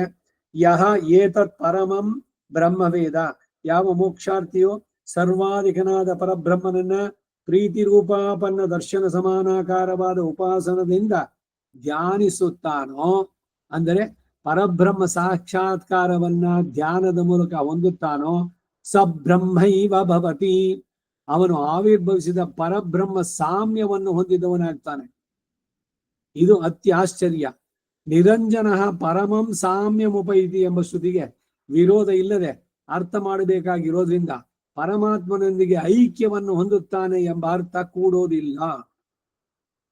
ಐಕ್ಯವನ್ನು ಅಂದ್ರೇನು? ಅವನಲ್ಲೇ ಮರ್ಜಾಗ್ಬಿಡೋದು. ಈಗ ಅವನ ಶರೀರ ಇದೆ ಅದ್ರೊಳಗಡೆ. ಈಗ ತಿರುಪಾಣ ಆಳ್ವಾರ್ ಬಂದ್ರು ಒಳಗಡೆ ಹೋಗ್ಬಿಟ್ಟು ಅಲ್ಲಿ ಪರಮಾತ್ಮಲ್ಲಿ ಐಕ್ಯವಾಗ್ಬಿಟ್ರು. ಆಮೇಲೆ ಅವ್ರ ಶರೀರ ಇಲ್ವೇ ಇಲ್ಲ. ಈ ತರನೋ ಗೋದಾದೇವಿ ಬಂದ್ಲು ವಿವಾಹಕ್ಕೆ ಶ್ರೀರಂಗದಲ್ಲಿ, ರಂಗನಾಥನ ಒಳಗಡೆ ಸೇರ್ಬಿಟ್ಲು, ಅದೃಶ್ಯವಾದ್ಲು. ಆಮೇಲೆ ಭಗವಂತ ಹೇಳ್ದ, ನಿನಗೆ ಅಲ್ಲಿ ವಿಲ್ಲಿಪುತ್ತೂರ್ನಲ್ಲೇ ಅವಳ ವಿವಾಹನ ತೋರಿಸ್ತೀನಿ ಅಂತ. ಗರುಡ ಇವರಿಬ್ಬರನ್ನು ಕರ್ಕೊಂಡು ಹೋದ ಅಲ್ಲಿಗೆ. ಹಳೆಯ ಮಣವಾಳನನ್ನು ರಂಗನಾಥನಂತ ಅವ್ರು 3 ಜನ ಒಂದೇ ಸ್ಥಾನದಲ್ಲಿ ಇದ್ದಾರೆ. ಇಲ್ದಿದ್ರೆ ನಿತ್ಯ ಸೂರ್ಯ ಕೆಳಗಡೆ ಇರ್ಬೇಕು.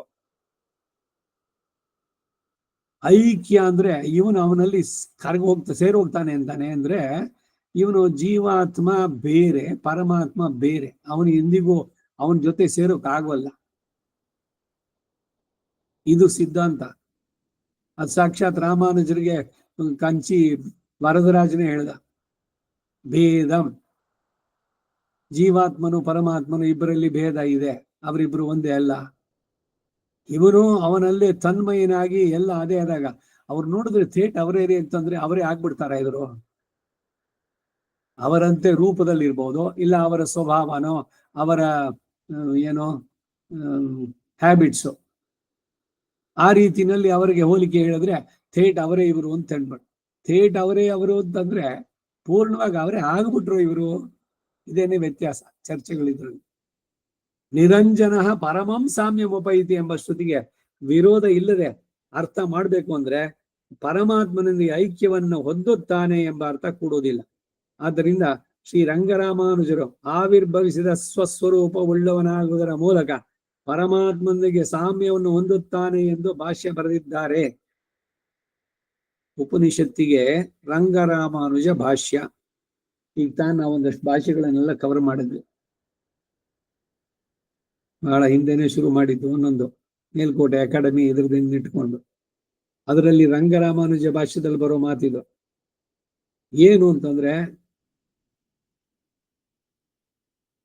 ಆವಿರ್ಭವಿಸಿದ ಸ್ವಸ್ವರೂಪ ಉಳ್ಳವನಾಗೋದರ ಮೂಲಕ ಪರಮಾತ್ಮನೊಂದಿಗೆ ಸಾಮ್ಯ. ಅಷ್ಟೇ ಹೊರತು ಇವನೇ ಪರಮಾತ್ಮನ ಆಗೋದಿಲ್ಲ.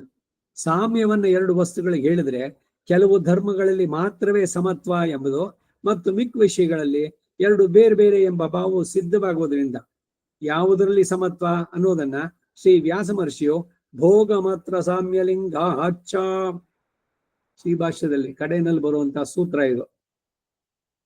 ಅದರಲ್ಲಿ ಭೋಗದಲ್ಲಿ ಮಾತ್ರ ಸಾಮ್ಯತೆ. ಭಗವಂತನಿಗೆ ಎಷ್ಟು ಆನಂದ ಇದೆಯೋ ಅಷ್ಟು ಆನಂದವನ್ನು ಇವನು ಪಡಿತಾನೆ. ಇವನೇ ಭಗವಂತ ಆಗೋಲ್ಲ, ಇವನು ಶ್ರೀಪತಿ ಆಗೋಲ್ಲ, ಇವನ್ ಜಗದ್ ವ್ಯಾಪಾರವನ್ನು ಮಾಡೋಲ್ಲ. ಮೋಕ್ಷಕ್ಕೆ ಹೋದ್ರೂ ಕೂಡ ಜೀವಾತ್ಮ ಪರಮಾತ್ಮನಿಗೆ ಸಮಾನವಾದ ಭೋಗವನ್ನು ಪಡೆದು ಆನಂದವನ್ನು ತಗೊಂಡು ಆ ಆನಂದದಲ್ಲಿ ಭಗವಂತನಿಗೆ ಕೈಂಕರ್ಯವನ್ನು ಮಾಡ್ತಾನೆ. ಸೊ ಇವನು ಬೇರೆ ಅವನು ಬೇರೆ, ಅವನೇ ಆಗ್ಬಿಡೋದಿಲ್ಲ. ಇನ್ಯಾವುದರಲ್ಲೂ ಸಾಮ್ಯ ಇಲ್ಲ ಎಂಬುದನ್ನ ಜಗದ್ವ್ಯಾಪಾರ ವರ್ಜಂ ಎಂಬ ಸೂತ್ರದಲ್ಲಿ ಜಗತ್ತಿನ ಸೃಷ್ಟಿ ಸ್ಥಿತಿ ಲಯಾದಿ ವ್ಯಾಪಾರಗಳಲ್ಲಿ ಸಾಮ್ಯ ಇಲ್ಲ ಎಂದು ತಿಳಿಸಿದ್ದಾರೆ. ಬ್ರಹ್ಮ ಶಬ್ದವು ಪರಮ ಪುರುಷನನ್ನೇ ಹೇಗೆ ಬೋಧಿಸುತ್ತೆ ಅಂದರೆ ಶಬ್ದ ಶಕ್ತಿಯಿಂದಲೂ ಅರ್ಥಶಕ್ತಿಯಿಂದಲೂ ಬೋಧಿಸುತ್ತೆ ಎಂದು ಪರಾಶರರು ಹೇಳಿರುವುದು ಹಿಂದೆಯೇ ಉದಾಹೃತ. ತಥಾ ಪರಂಧಾಮ, ಹಾಗೆ ಶ್ರುತಿಗಳು ಪರಂಧಾಮ ಎಂದು ಹೇಳಲ್ಪಡುವವನು ನೀನೆ. ಆಚಾರ್ಯ ತಿರುವಡಿ ಅಡೆಯಿಂದ ಪರಂಧಾಮವನ್ನೈದಿದರು, ಮೋಕ್ಷ ಸಾಮ್ರಾಜ್ಯಕ್ಕೆ ಹೋದ್ರು ಅಂತ. ಅಲ್ಲಿ ದೈವಾಧೀನರಾದರು, ದೈವಕ್ಕೆ ಅಧೀನರಾದರು. ಅಯ್ಯೋ ಇದೆಲ್ಲ ಹೇಳ್ಬೋದಾ ಸಾವಿನ ಬಗ್ಗೆ? ಇನ್ನು ಗ್ರಾಮ್ಯ ಭಾಷೆಯಲ್ಲಿ ಹೇಳಿದ್ರೆ ನೆಗೆದು ಬಿದ್ರು, ಗೊಟಕ್ಕಂದ್ರು, ಏನೇನೋ ಉಪಯೋಗಿಸುವಂತಹದ್ದು. ಆಚಾರ್ಯ ತಿರುವಡಿ ಅಡೆಯಿಂದ ಪ್ರಪತ್ತಿಯನ್ನು ಮಾಡಿಸ್ಕೊಂಡಿದ್ರೆ ನಿಜವಾಗ್ಲೂ ಅವ್ರು ಪರಂಧಾಮಕ್ಕೆ ಹೋದ್ರು. ಅದೇನೇ ಇಲ್ಲಿ 13ನೇ ದಿವಸ ವೈಕುಂಠ ಅಂತ ಹೇಳುವಂತಹದ್ದು. ಆ ವೈಕುಂಠದಲ್ಲಿ ಈ ಚೇತನನ್ನ ಹೆಂಗೆ ಸ್ವಾಗತಿಸ್ತಾರೆ ಅನ್ನೋದನ್ನ ಇಲ್ಲಿ ಎನಾಕ್ಟ್ಮೆಂಟ್. ಕಬ್ಬಿನ ಜಲ್ಲ ಹಿಡ್ಕೊಂಡು ಕರ್ಪು ಕೊಡೋ வந்தவர் எதிர்கொள்ள மாமணி மண்டபத்து அந்த மேல் பேரின்பத்து அடியரோடு இருந்தமை. ಶೂಳು ಶಿಪ್ ಮಾಡಿ ಮಹಿಲ್ 10 ದಶಕಗಳ ಅನುಸಂಧಾನ ಮಾಡಿ ನೋಡಿ ವೈಕುಂಠದಲ್ಲಿ ಹೆಂಗೆ ಅವ್ರನ್ನ ಸ್ವೀಕಾರ ಮಾಡ್ತಾರೆ ಅಂತ. ಏನೋ ಆಳ್ವಾರ್ ಹೇಳ್ಬಿಟ್ರು ಹಂಗಾಗತ್ಯ ಅಂದ್ರೆ ಉಪನಿಷತ್ ಕೂಡ ಹೇಳುತ್ತೆ. ಕೌಶಿತಿಕಿ ಉಪನಿಷತ್ತಿದೆ, ಸುಬಾಲೋಪನಿಷತ್ ಹೇಳುತ್ತೆ ಮೋಕ್ಷದ ವರ್ಣನೆ. ಇನ್ನು ಹೆಂಗ್ ಹೋಗ್ತಾನೆ, ಅರ್ಚಿರಾದಿ ಧೂಮಾದಿ ಗದಿ ದೈವಯಾನ ಪಿತೃಯಾನ ಎಲ್ಲ ಒಂದೆರಡು ಕಡೆ ಎಲ್ಲ ಅನೇಕ ಕಡೆಯಲ್ಲಿ ಅನೇಕ ಉಪನಿಷತ್ತುಗಳಲ್ಲಿ ಪ್ರತಿಪಾದ್ಯವಾದದ್ದು. ಆ ಗತಿಯಲ್ಲಿ ಹೋಗಿ ಅವನು ಇಲ್ಲಿದ್ದಾನೆ. ಆ ವೈಕುಂಠ ಅನ್ನೋದು ಇದೆ, ಬಹಳ ಆನಂದವಾಗಿದೆ. ಹಸಿವು ಬಾಯಾರಿಕೆ ಇಲ್ಲ, ಅಲ್ಲಿ ರೋಗ ರುಜಿನಗಳಿಲ್ಲ, ಮುಪ್ಪು ಸಾವಿಲ್ಲ, ದುಃಖ ಇಲ್ಲ, ವೈಷಮ್ಯ ಹರಿಷಡ್ವರ್ಗಗಳು ಅವೆಲ್ಲ ಏನೂ ಇಲ್ಲ. ಎಲ್ಲರೂ ಶುದ್ಧ ಸತ್ವದಲ್ಲಿ ತಮ್ಮ ತಮ್ಮ ಆತ್ಮ ಗುಣದಲ್ಲಿ ನೆಲೆ ನಿಂತವರು, ಅಷ್ಟಗುಣಗಳ ಆವಿರ್ಭಾವದೊಂದಿಗೆ. ಅಪಹತ ಪಾಪ ವಿಜರೋ ವಿಜಿಗಿತ್ಸ ವಿಮರ್ತ್ಯ ವಿಜಿಗಿತ್ಸ ಅಪಿಪಾಸ, ಈ ಎಲ್ಲ ಗುಣಗಳು ಜೊತೆಗಿರುವಂತವರು. ನ ದೇವೋ ನ ಮರ್ತ್ಯ ನ ದೈವಂ ನ ಮಾನುಷಃ ಜ್ಞಾನ ಆನಂದಮಯ ಆತ್ಮ ಶೇಷೋ ಈ ಪರಮಾತ್ಮನಃ ಅನ್ನುವ ಪೂರ್ಣ ಜ್ಞಾನದಿಂದ ಭಗವಂತನಿಗೆ ನಿತ್ಯ ಕೈಂಕರ್ಯ ಮಾಡ್ತಾ ನಿತ್ಯ ಸೂರಿಗಳ ಸಾಲಿನಲ್ಲಿ ಸೇರಿ ಸದಾ ಪಶ್ಯಂತಿ ಸೂರಯ ತದ್ವಿಷ್ಣೋ ಪರಮಂ ಪದಂ. ಅದು ಪರಮ ಪದ. ಪರಂಧಾಮ, ಈ ಧಾಮ ಶಬ್ದಕ್ಕೆ ಸ್ಥಳ ಎಂದು ಅರ್ಥ ಇದ್ದು ಕೂಡ ಆ ಅರ್ಥ ಸರಿಯಲ್ಲ ಎಂದು ಹೇಳಿ ಧಾಮ ಶಬ್ದೋ ಜ್ಯೋತಿರ್ವಚನಂ ಎಂದು ಧಾಮ ಶಬ್ದವು ಜ್ಯೋತಿಷನ್ನು ಅಂದ್ರೆ ಪ್ರಕಾಶವನ್ನು ಸೂಚಿಸುತ್ತೆ ಅಂತ ವ್ಯಾಖ್ಯಾನ ಮಾಡಿದ್ದಾರೆ. ಆದ್ದರಿಂದ ಪರಂಜ್ಯೋತಿ, ಪರಂ ಶೋಧಿ ಅಂತಾರೆ ಅಲ್ಲಿ, ಜ್ಯೋತಿ ಶೋಧಿ ತಮಿಳಿನಲ್ಲಿ. ಪರಂಜ್ಯೋತಿಷ್ ಎಂದು ಎಲ್ಲಿ ಶ್ರುತಿಯಲ್ಲಿ ಹೇಳಿದೆ ಅನ್ನೋದನ್ನು ಉದಾಹರಿಸ್ತಾರೆ. 4, ಈ ಪರಂಜ್ಯೋತಿಷು ಗಾಯತ್ರಿಯಾಗಿ ಚತುಷ್ಪಾದಯುಕ್ತವಾದದ್ದು ಅಂತ ಶ್ರುತಿ ಹೇಳುತ್ತೆ. ಈ ಅಭಿಪ್ರಾಯವೇ ಪಾದೋ ಅಸ್ಯ ವಿಶ್ವಭೂತಾನಿ ತ್ರಿಪಾದಸ್ಯಾಮೃತಂ ದಿವಿ ಎಂಬಲ್ಲಿ ಚತುಷ್ಪಾದಯುಕ್ತತೆಯಿಂದ ಆದಿತ್ಯ ವರ್ಣಂ ತಮಸಃ ಪರಸ್ತಾತ್ ಎಂಬಲ್ಲಿ ನಿರತಿಶಯ ದೀಪ್ತಿಯುಕ್ತ ಭಾವ ಒಂದು ಅಂತ ಹೇಳಲ್ಪಟ್ಟಿದೆ. ಅತ ಯದತಃ ಪರೋ ದಿವೋ ಜ್ಯೋತಿರ್ದೀಪ್ಯತೆ ವಿಶ್ವತಃ ಪೃಷ್ಠೇಶು ಸರ್ವತಃ ಪೃಷ್ಠೇಶು ಅನುತ್ತಮೇಶು ಲೋಕೇಶು ಇದಂ ವಾವ ತದ್ಯದಿದಂ ಅಸ್ಮಿನ್ ಅಂತಃ ಪುರುಷೇ ಜ್ಯೋತಿ ಎಂಬುದು ಪೂರ್ಣವಾಕ್ಯ. ಇದರ ಅರ್ಥ ಏನು ಅಂದ್ರೆ, ಇಲ್ಲಿ ಜ್ಯೋತಿಶ್ಚರಣಾಭಿಧಾನಾತ್ ಎಂಬ ಸೂತ್ರಕ್ಕೆ ಇದು ವಿಷಯವಾಕ್ಯ. ಶ್ರೀಭಾಷ್ಯ ಬೇರೆ ಒಂದ್ ಸ್ವಲ್ಪ ಇಲ್ಲಿ.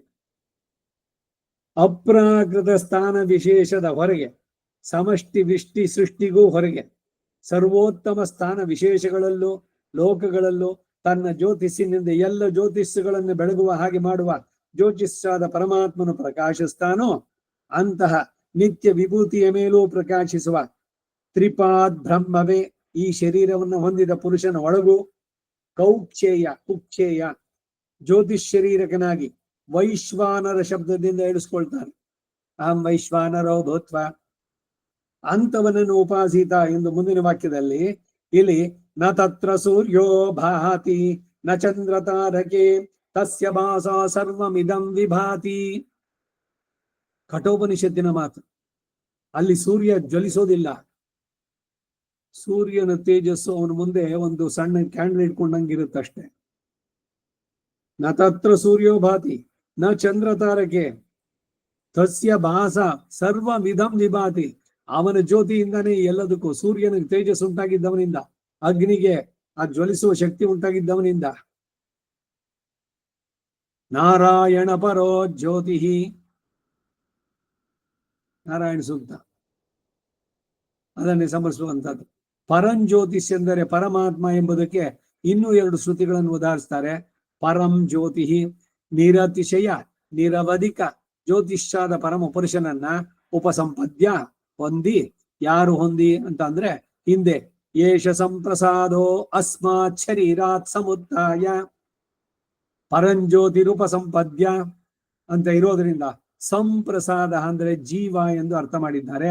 ಆದ್ದರಿಂದ ಜೀವಾತ್ಮನು ಪರಮಾತ್ಮನೊಂದಿಗೆ ಸಂಪತ್ತಿಯನ್ನ ಹೊಂದಿ ಸ್ವೇನ ರೂಪೇಣ ತನ್ನ ನೈಜ ಸ್ವರೂಪವಾದ ಅಷ್ಟಗುಣಗಳು ಗುಣಾಷ್ಟಕಗಳೊಂದಿಗೆ ಅಭಿನಿಷ್ಪದ್ಯತೆ ಆವಿರ್ಭವಿಸ್ತಾನೆ. ಇದರಿಂದ ಜೀವನಿಗೆ ಪ್ರಾಕೃತ ಶರೀರ ನಾಶ, ಅದಕ್ಕೆ ಕಾರಣಗಳಾದ ಕರ್ಮಗಳ ನಾಶ, ತನ್ನ ನೈಜ ರೂಪ ಪ್ರಾಪ್ತಿಯು ಭಗವಂತನ ಮುಕ್ತನಿಗೆ ಪ್ರಾಪ್ಯ ಎಂಬುದನ್ನು ಉಪದೇಶಿಸಲ್ಪಟ್ಟಿದ್ದು. ಕರ್ಮದ ಶರೀರ ಇದ್ದಾಗ್ಲೇ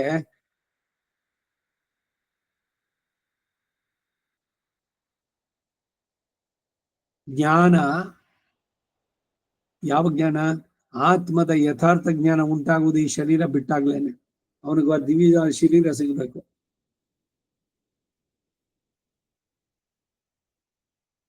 ಜ್ಞಾನ ಉಂಟಾಗ್ಬಿಟ್ರೆ ನೀನು ಜೀವನ್ ಮುಕ್ತ ಅಂತ ಹೇಳ್ತಾರಲ್ಲ, ಈ ಪದ ಅದ್ವೈತಿಗಳು ಉಪಯೋಗಿಸುವಂತದ್ದು.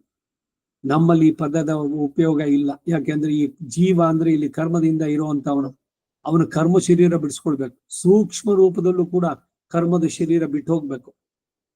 ಅದಕ್ಕೆ ಇವನು ವಿರಜಾ ನದಿನಲ್ಲಿ ಸ್ನಾನ, ಅಲ್ಲಿ ಒಬ್ಬ ಅಮಾನವನ ಸ್ಪರ್ಶ, ಇವೆಲ್ಲ ಆದಾಗ ಕರ್ಮದ ಸೂಕ್ಷ್ಮ ಶರೀರವು ಹೋದ್ರೆ ದಿವ್ಯವಾದ ಶರೀರ ಉಂಟಾಗುತ್ತೆ. ಆ ಶರೀರ ಎಂತದ್ದು ಅಂದ್ರೆ ಭಗವಂತರಂತೆ ಹಿರಣ್ಮಯ ವಪುಹು, ಪೀತಾಂಬರವನ್ನು ಧರಿಸಿದ್ದಾನೆ, ಚತುರ್ಭುಜಧಾರಿ, ಕಿರೀಟ ಇದೆ, ಕೇರುಗಳು ಇದೆ, ಎಲ್ಲ ಆಭರಣಗಳು. ಒಬ್ಬೊಬ್ಬ ಜೀವಾತ್ಮನೂ ಕೂಡ ಅವನ ಸ್ವರೂಪ ಅಲ್ಲಿ. ಅವನು ಜ್ಞಾನ ಆನಂದಮಯನಾಗಿದ್ದಾನೆ.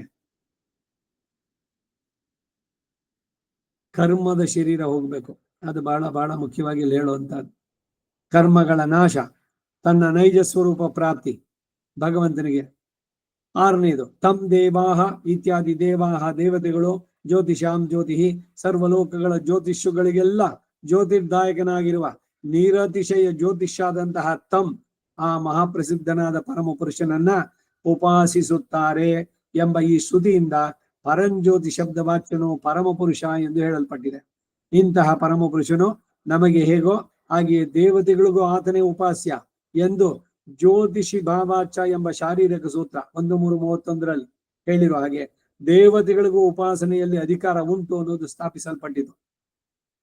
ತಥಾಚ, ಹಾಗೆಯೇ ಶ್ರುತಿಗಳು ಪರಬ್ರಹ್ಮನನ್ನ ಪರಮಂ ಪವಿತ್ರಂ ಎಂದರೆ ಪರಮಂ ಪಾವನಂ, ಪಾಪ ಪರಿಹಾರ ಮೂಲಕವಾಗಿ ಧ್ಯಾನಿಸುವನನ್ನ ವಿಶೇಷವಾಗಿ ಪರಿಶುದ್ಧ ಮಾಡುತ್ತಾನೆ ಅಂತ ಹೇಳ್ತಾನೆ. ಅಂದರೆ ಸ್ಮರ್ತುಹು, ಈಗ ನೀನು ನನಗೆ ಉಪದೇಶಿಸುತ್ತಿರುವ ಭಕ್ತಿ ಯೋಗದ ಮೂಲಕ ನಿನ್ನನ್ನ ಸ್ಮರಿಸುವವನಿಗೆ ಅಶೇಷ ಕಲ್ಮಶ ಅಶ್ಲೇಷಕರಂ, ಸಮಸ್ತ ಪಾಪಗಳ ಅಬುದ್ಧಿಪೂರ್ವಕಗಳಾದ ಉತ್ತರಾಗಗಳು ಅಂಟದ ಹಾಗೆ ಮಾಡುವವನನ್ನ ಎಂದು, ವಿನಾಶಕರಂಚ, ಇಂದಿನ ಪಾಪಗಳನ್ನೆಲ್ಲ ನಾಶ ಮಾಡುವವನನ್ನು ಎಂಬ ಅರ್ಥ. ಇಲ್ಲಿ ಕಮಲ ಸೂತರಾದ ಉಪಕೋಸಲರಿಗೆ ಆಚಾರ್ಯರಾದ ಜಾಬಾಲರ ಉಪದೇಶ. ಸತ್ಯಕಾಮ ಜಾಬಾಲಿಗೆ ಇವರು ಉಪಕೋಸಲ ವಿದ್ಯೆ ಅಂತ ಒಂದು ವಿದ್ಯೆ ಇದೆ. ಸತ್ಯಕಾಮ ಜಾಬಾಲಿ ಅವನು ಭಗವಂತನ ದರ್ಶನ ಮಾಡಿದ್ದು, ಅವನ ಶಿಷ್ಯನಾಗಿ ಉಪಕೋಸಲ, ಇದೆಲ್ಲ ಬೃಹದಾರಣ್ಯಕ ಇವುಗಳಲ್ಲಿ ಬರುತ್ತೆ ಅದರಲ್ಲಿ ಕಲ್ಮಶಾಶ್ಲೇಷಕರಂ ಅಂತ ಹೇಳಿರೋ ಹಾಗೆ, ಯಾವಾಗ ವಿವೇಕದಿಂದ ಕಲ್ಮಶ ಎಂಬ ಬುದ್ಧಿಗೆ ವೇದ್ಯವೋ ಆಗ ಅಂತಹ ಬುದ್ಧಿಪೂರ್ವಕವಾದ ಉತ್ತರಾಗಗಳನ್ನ ಎಂದಿಗೂ ಮಾಡುವುದಿಲ್ಲ ಎಂಬುದು ದ್ಯೋತಿತ. ಪೂರ್ವಾಗ ಉತ್ತರಾಗ ಮೊದಲು ಮಾಡಿದಂತಹದ್ದು ತಿಳಿದೋ ತಿಳಿಯದೋ ಅದನ್ನೆಲ್ಲ ಪರಿಹಾರ ಮಾಡ್ತಾನೆ. ಪ್ರಪತ್ತಿ ಆದ್ಮೇಲೆ ಉತ್ತರ ಕೃತ್ಯಾಧಿಕಾರ ಅದರಲ್ಲಿ ಹೇಳೋದು. ಆದ್ದರಿಂದ ಬುದ್ಧಿಪೂರ್ವಕಗಳಲ್ಲದ ಉತ್ತರಾಗಗಳು ಅಶ್ಲೇಷವೇ ಹೇಳಲ್ಪಟ್ಟಿದ್ದು ಎಂದು ಭಾವಿಸ್ತಕ್ಕದ್ದು. ಹೀಗೆ ಸಂಚಿತ ಪಾಪಗಳ ನಾಶವು ಆಗಾಮಿಗಳಾದ ಅಬುದ್ಧಿಪೂರ್ವಕವಾದ ಅಗ್ಗಗಳ ಅಶ್ಲೇಷವು ತದಧಿಗಮ ಉತ್ತರ ಪೂರ್ವಾಗಯೋ ಅಶ್ಲೇಷ ವಿನಾಶವು ತದ್ವ್ಯಪದೇಶಾತ್. ಎಲ್ಲವೂ ಕೂಡ ಬ್ರಹ್ಮಸೂತ್ರದಲ್ಲಿ, ಶಾರೀರಿಕ ಸೂತ್ರ ಶ್ರೀಭಾಷ್ಯದಲ್ಲಿ 4:1-13 ಉಪಪಾದಿತವಾಗಿದೆ. ತದಧಿಗಮೆ, ಆ ಬ್ರಹ್ಮವಿದ್ಯೆ ಅನುಷ್ಠಾನ ಪ್ರಾಪ್ತವಾದ ನಂತರ ಉತ್ತರ ಪೂರ್ವಾಗಯೋ, ಆ ವಿದ್ಯೆ ಆರಂಭಕ್ಕೆ ಅನಂತರ ಮತ್ತು ಪೂರ್ವಭಾವಿಯಾದ ಪುಣ್ಯ ಪಾಪಗಳು ಅಶ್ಲೇಷ ವಿನಾಶವು, ಉತ್ತರಾಗಕ್ಕೆ ಅಂಟದೇ ಇರೋಣವು ಪೂರ್ವಾಗಗಳ ನಾಶ ಉಂಟಾಗತ್ತೆ. ಇಲ್ಲಿ ಉತ್ತರಾಗ ಅಂತ ಹೇಳಿರುವುದು ಬುದ್ಧಿಪೂರ್ವಕವಲ್ಲದ ಪಾಪಗಳ ವಿನಾಶ ಎಂದೇ ಅರ್ಥ ಮಾಡತಕ್ಕದ್ದು. ಬುದ್ಧಿಪೂರ್ವಕವಾಗಿ ಪ್ರಪತ್ತಿ ಮಾಡಿದ ಮೇಲೆ ತಪ್ಪು ಮಾಡಿದ್ರೆ ಹಿ ವಿಲ್ ಬಿ ಪನಿಷ್ಡ್, ಅದರಲ್ಲಿ ಸಂದೇಹನೇ ಇಲ್ಲ. ಅದು ಶ್ರುತಿನಲ್ಲಿ ರಾಮಾನುಜರೇ ಹೇಳಿದ್ದಾರೆ. ಇದನ್ನ ತಿರುಗಿಸ್ಬಿಟ್ಟು ಹೆಂಗ್ ಹೇಳ್ತಾರೆ? ಮಹಾಲಕ್ಷ್ಮಿನು ಆಹಾ ನನ್ನ ಮಗ ಪ್ರಪತ್ತಿ ಮಾಡ್ಕೊಂಡು ಬಂದು ಇನ್ನೊಬ್ಬನಿಗೆ ಎಷ್ಟು ಚೆನ್ನಾಗಿ ಮೋಸ ಮಾಡಿದ್ಯ, ಅವನ್ ತಲೆ ಹೊಡೆದ, ಅವನ್ ಪ್ರಾಣ ಹಿಡಿದ, ಇನ್ನೊಬ್ಬನ ಆಸ್ತಿ ಕದ್ದ ಅಂತ ಬಹಳ ಆನಂದವಾಗಿ ಭೋಗಿಸ್ತಾರಂತೆ, ಭೋಗ್ಯವಾಗಿ ನಡೆಸ್ತಾರೆ. ಆಹಾ ನನ್ನ ಮಗ ಎಷ್ಟು ಒಳ್ಳೆ ಪುಂಡನಾಗಿದ್ದಾನೆ ಅಂತ ಸಂತೋಷ ಪಡುವ ತಾಯಿ ಅಂತೆ. ಇದು ಎಷ್ಟು ಮಟ್ಟಿಗೆ ಸಮಂಜಸ? ಬುದ್ಧಿಪೂರ್ವಕವಲ್ಲದ ಪಾಪಗಳು ಪ್ರಮಾದವಶಾತ್ ನಡೆದ್ರೆ ಅದಕ್ಕೆ ಪ್ರಾಯಶ್ಚಿತ್ತ ಮಾಡಿಕೊಂಡ್ರೆ ಇದು. ಒಂದು ವೇಳೆ ಬುದ್ಧಿಪೂರ್ವಕವಾಗಿ ಇವನೇನಾದ್ರು ಮಾಡಿದ್ರೆ he will be punished. ಅದಕ್ಕೇನು ಅಂದ್ರೆ ಪುನಃ ಶರಣಾಗತಿರೇವ, ಪ್ರಪತ್ತಿ ಮಾಡಿಕೊಂಡ್ರೆ ಅದಕ್ಕೆ ತಪ್ಪು ಮಾಡಿದ್ದಕ್ಕೆ ಪ್ರಾಯಶ್ಚಿತ್ತವಾಗಿ ಕ್ಷಮಿಸ್ತಾನೆ, ಇಲ್ದಿದ್ರೆ ಪುನಿಷ್ ಮಾಡ್ತಾನೆ ಖಂಡಿತ, ಅದ್ರಲ್ಲಿ ಸಂದೇಹ ಇಲ್ಲ. ತಪ್ಪು ಮಾಡಿದವನು ಅದೇ ತಿನ್ಲೇಬೇಕು, ಇದು ನಿಯಮ. ಉಪ್ಪು ತಿಂದವನು ನೀರು ಕುಡಿಲೇಬೇಕು.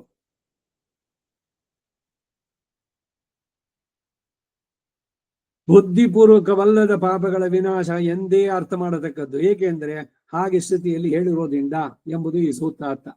ಯಾವ ಸ್ಥಿತಿಯಲ್ಲಿ ಅಂದ್ರೆ ಶ್ರೀ ಭಾಷ್ಯಕಾರರು ಉದಾಹರಿಸಿರುವ ಈ ಶ್ರುತಿಯಲ್ಲಿ, ಈ ವಾಕ್ಯದ ಹಿಂದೆ ಲೋಕಾಸ್ವಾವಕಿಲ ಸೌಮ್ಯತೇವೋರ್ಚನ್ ಅಹಂತು ತೇ ತತ್ ವಕ್ಷ್ಯಾಮಿ ಅಂತ ಇದೆ. ಹೇ ಸೌಮ್ಯ, ತೇ ಆ ಅಗ್ನಿಗಳು ಲೋಕಾಸ್ವಾವಕಿಲ ಪೃಥಿವ್ಯಾದಿ ಲೋಕಗಳನ್ನ ಮಾತ್ರವೇ ಅಲ್ಲದೆ ಅವೋಚನ್ ಅವುಗಳು ಹೇಳಿದವು, ಅಹಂತು ನಾನಾದರೂ ತೇ ನಿನಗೆ, ಯಥ ಹೇಗೆ, ಪುಷ್ಕರ ಪಲಾಶೆ ಕಮಲ ಪತ್ರದಲ್ಲಿ ಆಪೋನಶ್ಲಿಷ್ಯಂತೆ ಉದಕವು ಅಂಟೋದಿಲ್ವೋ, ತಾವರೆ ಎಲೆಯಲ್ಲಿ ನೀರು ಅಂಟ್ಕೊಳ್ಳುತ್ತೇನೋ, ಮುತ್ತಾಗಿರುತ್ತೆ, ಎಲೆ ನೇತ್ಬಿಟ್ಟು ಉದುರುತ್ತೆ, ನೀರೊಳಗಡೆ ಇದ್ರು ಎಲೆ ಕೊಳೆಯೋದಿಲ್ಲ. ಪದ್ಮಪತ್ರಮೇವಾಂಬಸ ಪುಷ್ಕರ ಪಲಾಶೆ ಆಪೋನಶ್ಲಿಷ್ಯಂತೆ ಏವಮೇವ ಹಾಗೇನೆ ವಿಧಿ ಉಪಾಸಕನಲ್ಲಿ ಪಾಪಂ ಕರ್ಮ ಪಾಪಕರ್ಮವೋ, ಇದರಲ್ಲಿ ಪುಣ್ಯವು ಸೇರ್ತು. ಪುಣ್ಯ ಪಾಪ ಎರಡು ಪಾಪವೇನೆ, ಒಂದು ಚಿನ್ನದ ಬೇಡಿ ಇನ್ನೊಂದು ಕಬ್ಬಿಣದ ಬೇಡಿ ಅಂತ ಹೇಳಿದ. ನಶ್ಲಿಷ್ಯತೆ ಅಂಟೋದಿಲ್ಲ.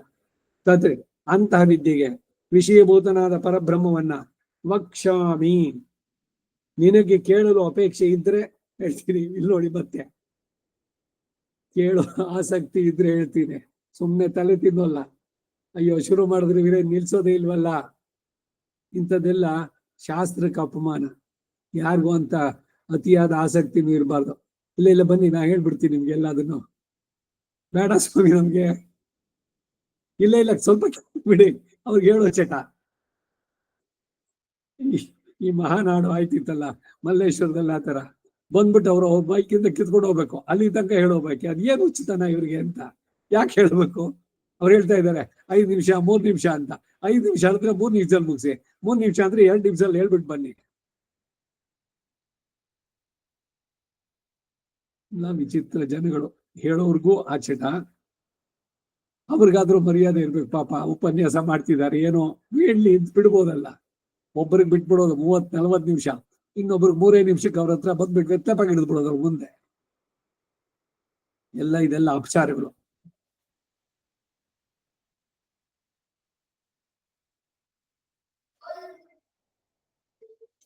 ಲೋಕಸ್ವಾವಕಿಲ ಸೌಮ್ಯತೆ ವೋಚನ್ನೇ ಅಹಂತು ತೇ ತತ್ ವಕ್ಷ್ಯಾಮಿ. ಪುಷ್ಕರ ಪಲಾಶ ಕಮಲ ಪತ್ರದಲ್ಲಿ ಉದಕ ಅಂಟೋದಿಲ್ವೋ ಹಾಗೆ ವಿಧಿ ಉಪಾಸಕನಲ್ಲಿ ಪಾಪಕರ್ಮ ಪಾಪ ಪುಣ್ಯ ಕರ್ಮಗಳು ಅಂಟೋದಿಲ್ಲ. ನಶ್ಲಿಷ್ಯತೆ ತತ್ ಅಂತ ವಿದ್ಯೆಗೆ ವಿಷಯಭೂತನಾದ ಪರಬ್ರಹ್ಮನನ್ನ ವಕ್ಷ್ಯಾಮಿ ನಿನಗೆ ಕೇಳಲು ಅಪೇಕ್ಷೆ ಇದ್ರೆ ಉಪದೇಶಿಸ್ತೇನೆ. ಪಾಪಗಳು ಅಶ್ಲೇಷ ಅಂದ್ರೆ ಪಾಪಗಳಿಗೆ ಹೇತುಭೂತ ಕರ್ಮಾಚರಣೆ ಇದ್ದರೂ ಕೂಡ ಪಾಪೋತ್ಪತ್ತಿ ಪ್ರತಿಬಂಧಕ ಮಾಡುವ ಶಕ್ತಿಯನ್ನು ಹೊಂದಿರುವಂತಹದ್ದು. ಇಲ್ಲಿ ಪಾಪವಾದರೂ ಅಬುದ್ಧಿಪೂರ್ವಕವಾಗಿ ಮಾಡುವ ಪಾಪಗಳಿಗೆ ಮಾತ್ರವೇ ಅಶ್ಲೇಷವೇ ವಿನಃ ಬುದ್ಧಿಪೂರ್ವಕವಾಗಿ ಮಾಡುವ ಪಾಪಗಳಿಗೆ ಅಶ್ಲೇಷ ಇಲ್ಲ. ಬುದ್ಧಿಪೂರ್ವಕ ಆಜ್ಞೆಗಳಿಗೆ ಪ್ರಾಯಶ್ಚಿತ್ತ ಅತಿ ಅವಶ್ಯಕ. ಹೇಗೆ ಶ್ರೀಮನ್ನಾರಾಯಣನು ಪರಮ ಪಾವನನು ಎಂಬುದಕ್ಕೆ ಮುಂದಿನ ಶ್ರುತಿ ವಾಕ್ಯವನ್ನು ಉದಾಹರಿಸ್ತಾರೆ. ಯಥಾ 8ನೇದು, ಹೇಗೆ ಇಶೀಕ ತುಲಂ ಮೌಂಜಿ ಹುಲ್ಲಿನಲ್ಲಿರುವ ಹತ್ತಿ, ಅಗ್ನೌ ಪ್ರೋತಂ ಅಗ್ನಿಯಲ್ಲಿಟ್ಟದ್ದು, ಪ್ರದೂಯೇತ ಭಗ್ಗನೆ ಎದ್ದು ದಗ್ಧವಾಗುತ್ತೋ, ಏವಂ ಹಾಗೆಯೇ ಅಸ್ಯ ಈ ವಿಧವಾದ ಬ್ರಹ್ಮವಿದ್ಯಾನಿಷ್ಠನಾಗಿ ಪ್ರಾಣಾಗ್ನಿಹೋತ್ರ ಅನುಷ್ಠಾನ ಮಾಡುವವನಿಗೆ, ಪ್ರಾಣಾಗ್ನಿಹೋತ್ರ ಏನು ಸರಿಯಾಗಿ ಊಟ ಮಾಡೋದು, ಅಗ್ನಿಹೋತ್ರ ಅಂತ ಅದು ಪ್ರಾಣವೇ. ಅಲ್ಲಿ 2 ಆಚಮನ ಮಾಡಿ ಪದ್ಮಾಸನದಲ್ಲಿ ಕೆಳಗಡೆ ಕೂತ್ಕೊಂಡು ಪರಿಶೇಚನೆ ಮಾಡಿ ಪ್ರಾಣ ಯಸ್ವಾಹ ಪ್ರಾಣ ಏತತ್ ನ ಮಾಮ, ಇದು ನನ್ನಲ್ಲಿರುವ ಪ್ರಾಣಕ್ಕೆ. ಅಪಾನ ಯಸ್ವಾಹ ಅಪಾನ ರೂಪಿಯಾದ ಪರಮಾತ್ಮ. ಅಹಂ ವೈಶ್ವಾನರೋ ಭೂತ್ವ ಪ್ರಾಣಿನಾಂ ದೇಹ ಮಾರ್ಚಿತ ಅಂತ ಹೇಳುದಲ್ಲ, ಅಲ್ಲಿರೋ ಒಳಗಡೆನು ಹೃದಯ ಸುಪ್ರತಿಷ್ಠಿತ ಜಾಠರಾಗ್ನಿಯಾಗಿ ಇರೋನು ಅವನೇ. ಅವನಿಗೆ ನಡೆಸುವಂತಹ ಹೋಮ ಅಂತ ಯಾರು ಊಟವನ್ನು ಮಾಡ್ತಾರೋ ಅದು ಪ್ರಾಣಾಗ್ನಿಹೋತ್ರ. ಆ ಪ್ರಾಣಾಗ್ನಿಹೋತ್ರ ಅನುಷ್ಠಾನ ಮಾಡೋವನಿಗೆ ಸರ್ವೇ ಪಾಪ್ಮಾನಃ, ಸಮಸ್ತ ಪುಣ್ಯ ಪಾಪಗಳು ಪ್ರದೂಯಂತೆ ದಗ್ಧವಾಗಿ ಹೋಗುತ್ತವೆ.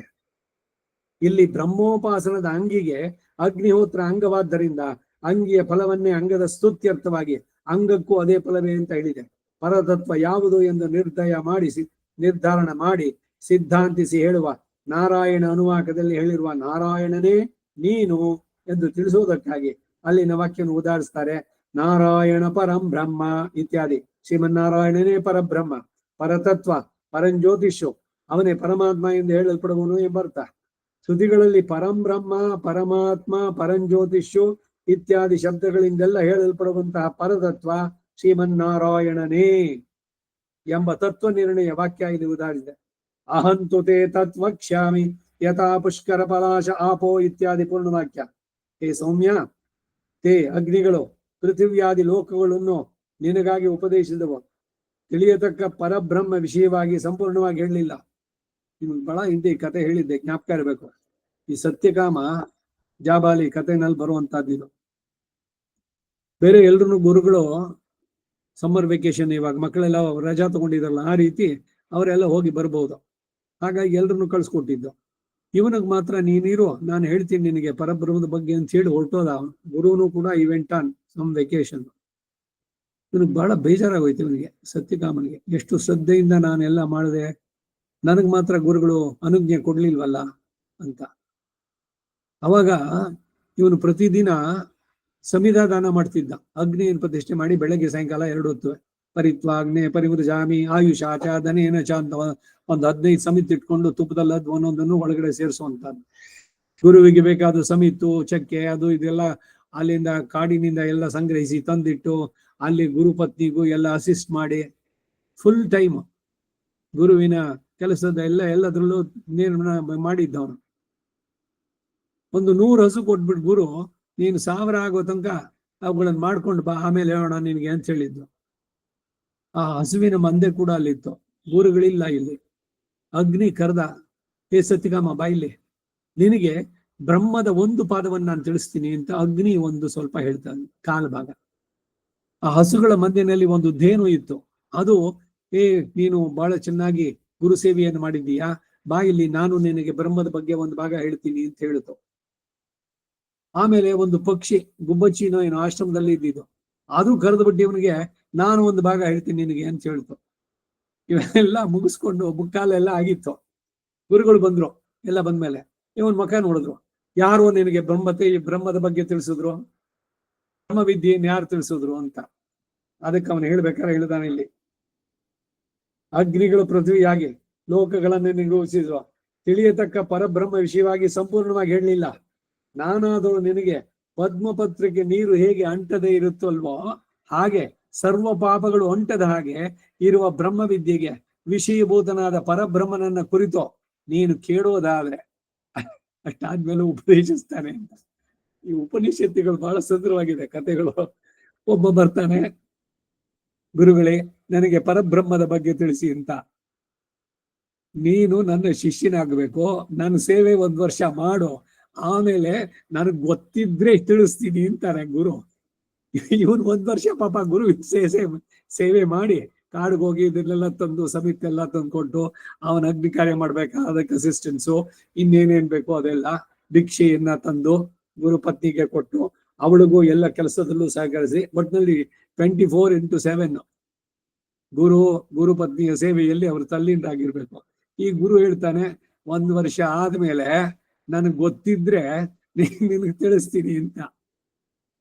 ಆಗ ಶಿಷ್ಯ ಏನ್ ಮಾಡ್ಬೇಕು? 1 ವರ್ಷ ಮಾಡಿ ಇವನಿಗೆ ನಂಗೆ ಗೊತ್ತಿಲ್ಲ ಕಣೋ ಅಂತಂದ್ರೆ ಏನು ಅಂದ್ರೆ ಮಾಡಿದ್ದು ವೇಸ್ಟ್ ಆಗ್ಬಿಡ್ತು.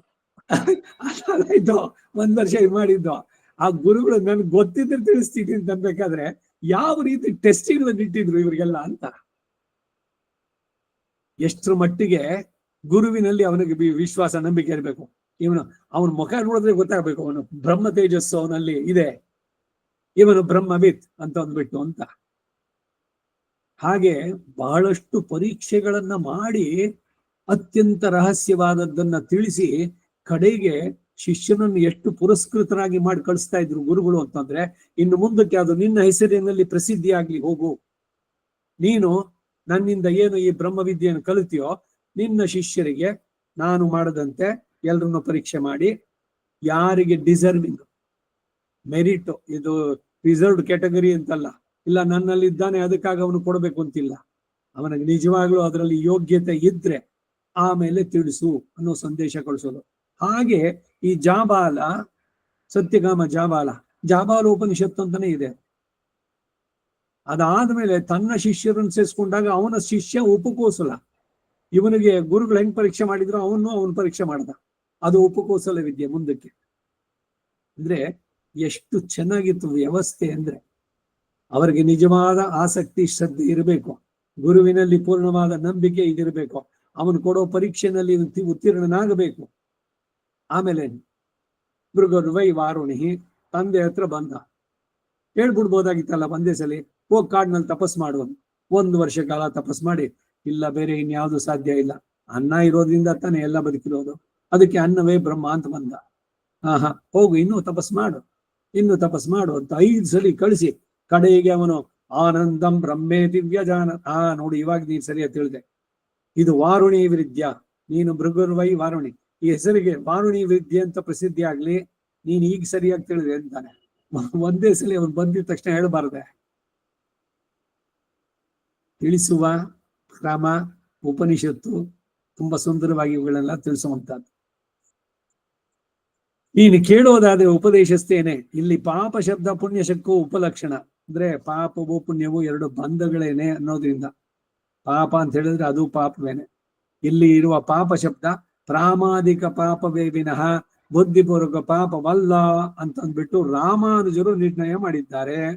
ಮೂಲದಲ್ಲಿ ಪರಂಬ್ರಹ್ಮ ಪರಂಧಾಮ ಇತ್ಯಾದಿ ಈ ನಾಮಗಳೇ ಉಪಯೋಗಿಸಲ್ಪಟ್ಟಿರೋದ್ರಿಂದ ಅರ್ಜುನನು ಈ ತೈತ್ತಿರೀಯ ಶ್ರುತಿಯನ್ನೇ ಮನಸ್ಸಿನಲ್ಲಿಟ್ಟು ಹೇಳುತ್ತಾನೆ ಎಂದು ತೋರಿಸಿದ್ದಾರೆ. ಇತಿ ಹಿ ಶ್ರುತಯೋ ವದಂತಿ, ಹೀಗೆ ತಾನೆ ಇಲ್ಲಿ ಉದಾಹೃತ ಶ್ರುತಿಗಳು ನಿನ್ನನ್ನು ಕುರಿತು ಹೇಳುತ್ತವೆ. ಇಲ್ಲಿ ನಾರಾಯಣಂ ಪರಂಬ್ರಹ್ಮ ಎಂಬಲ್ಲೋ ನಾರಾಯಣ ಪರಜ್ಯೋತಿ ಎಂಬಲ್ಲೋ ಪ್ರಥಮಾಂತವು ಲೋಪವಾಗಿದೆ. ನಾರಾಯಣ ಪರಂಬ್ರಹ್ಮ, ನಾರಾಯಣ ಪರೋಜ್ಯೋತಿ ವಿಸರ್ಗಗಳಿರಬೇಕು, ವಿಸರ್ಗ ಲೋಪಗಳಾಗಿದೆ ಅನ್ನೋದು. ಮಹೋಪನಿಷತ್ತಿನಲ್ಲಿ ನಾರಾಯಣ ಪರಂ ಬ್ರಹ್ಮ ಎಂದೇ ಇದೆ.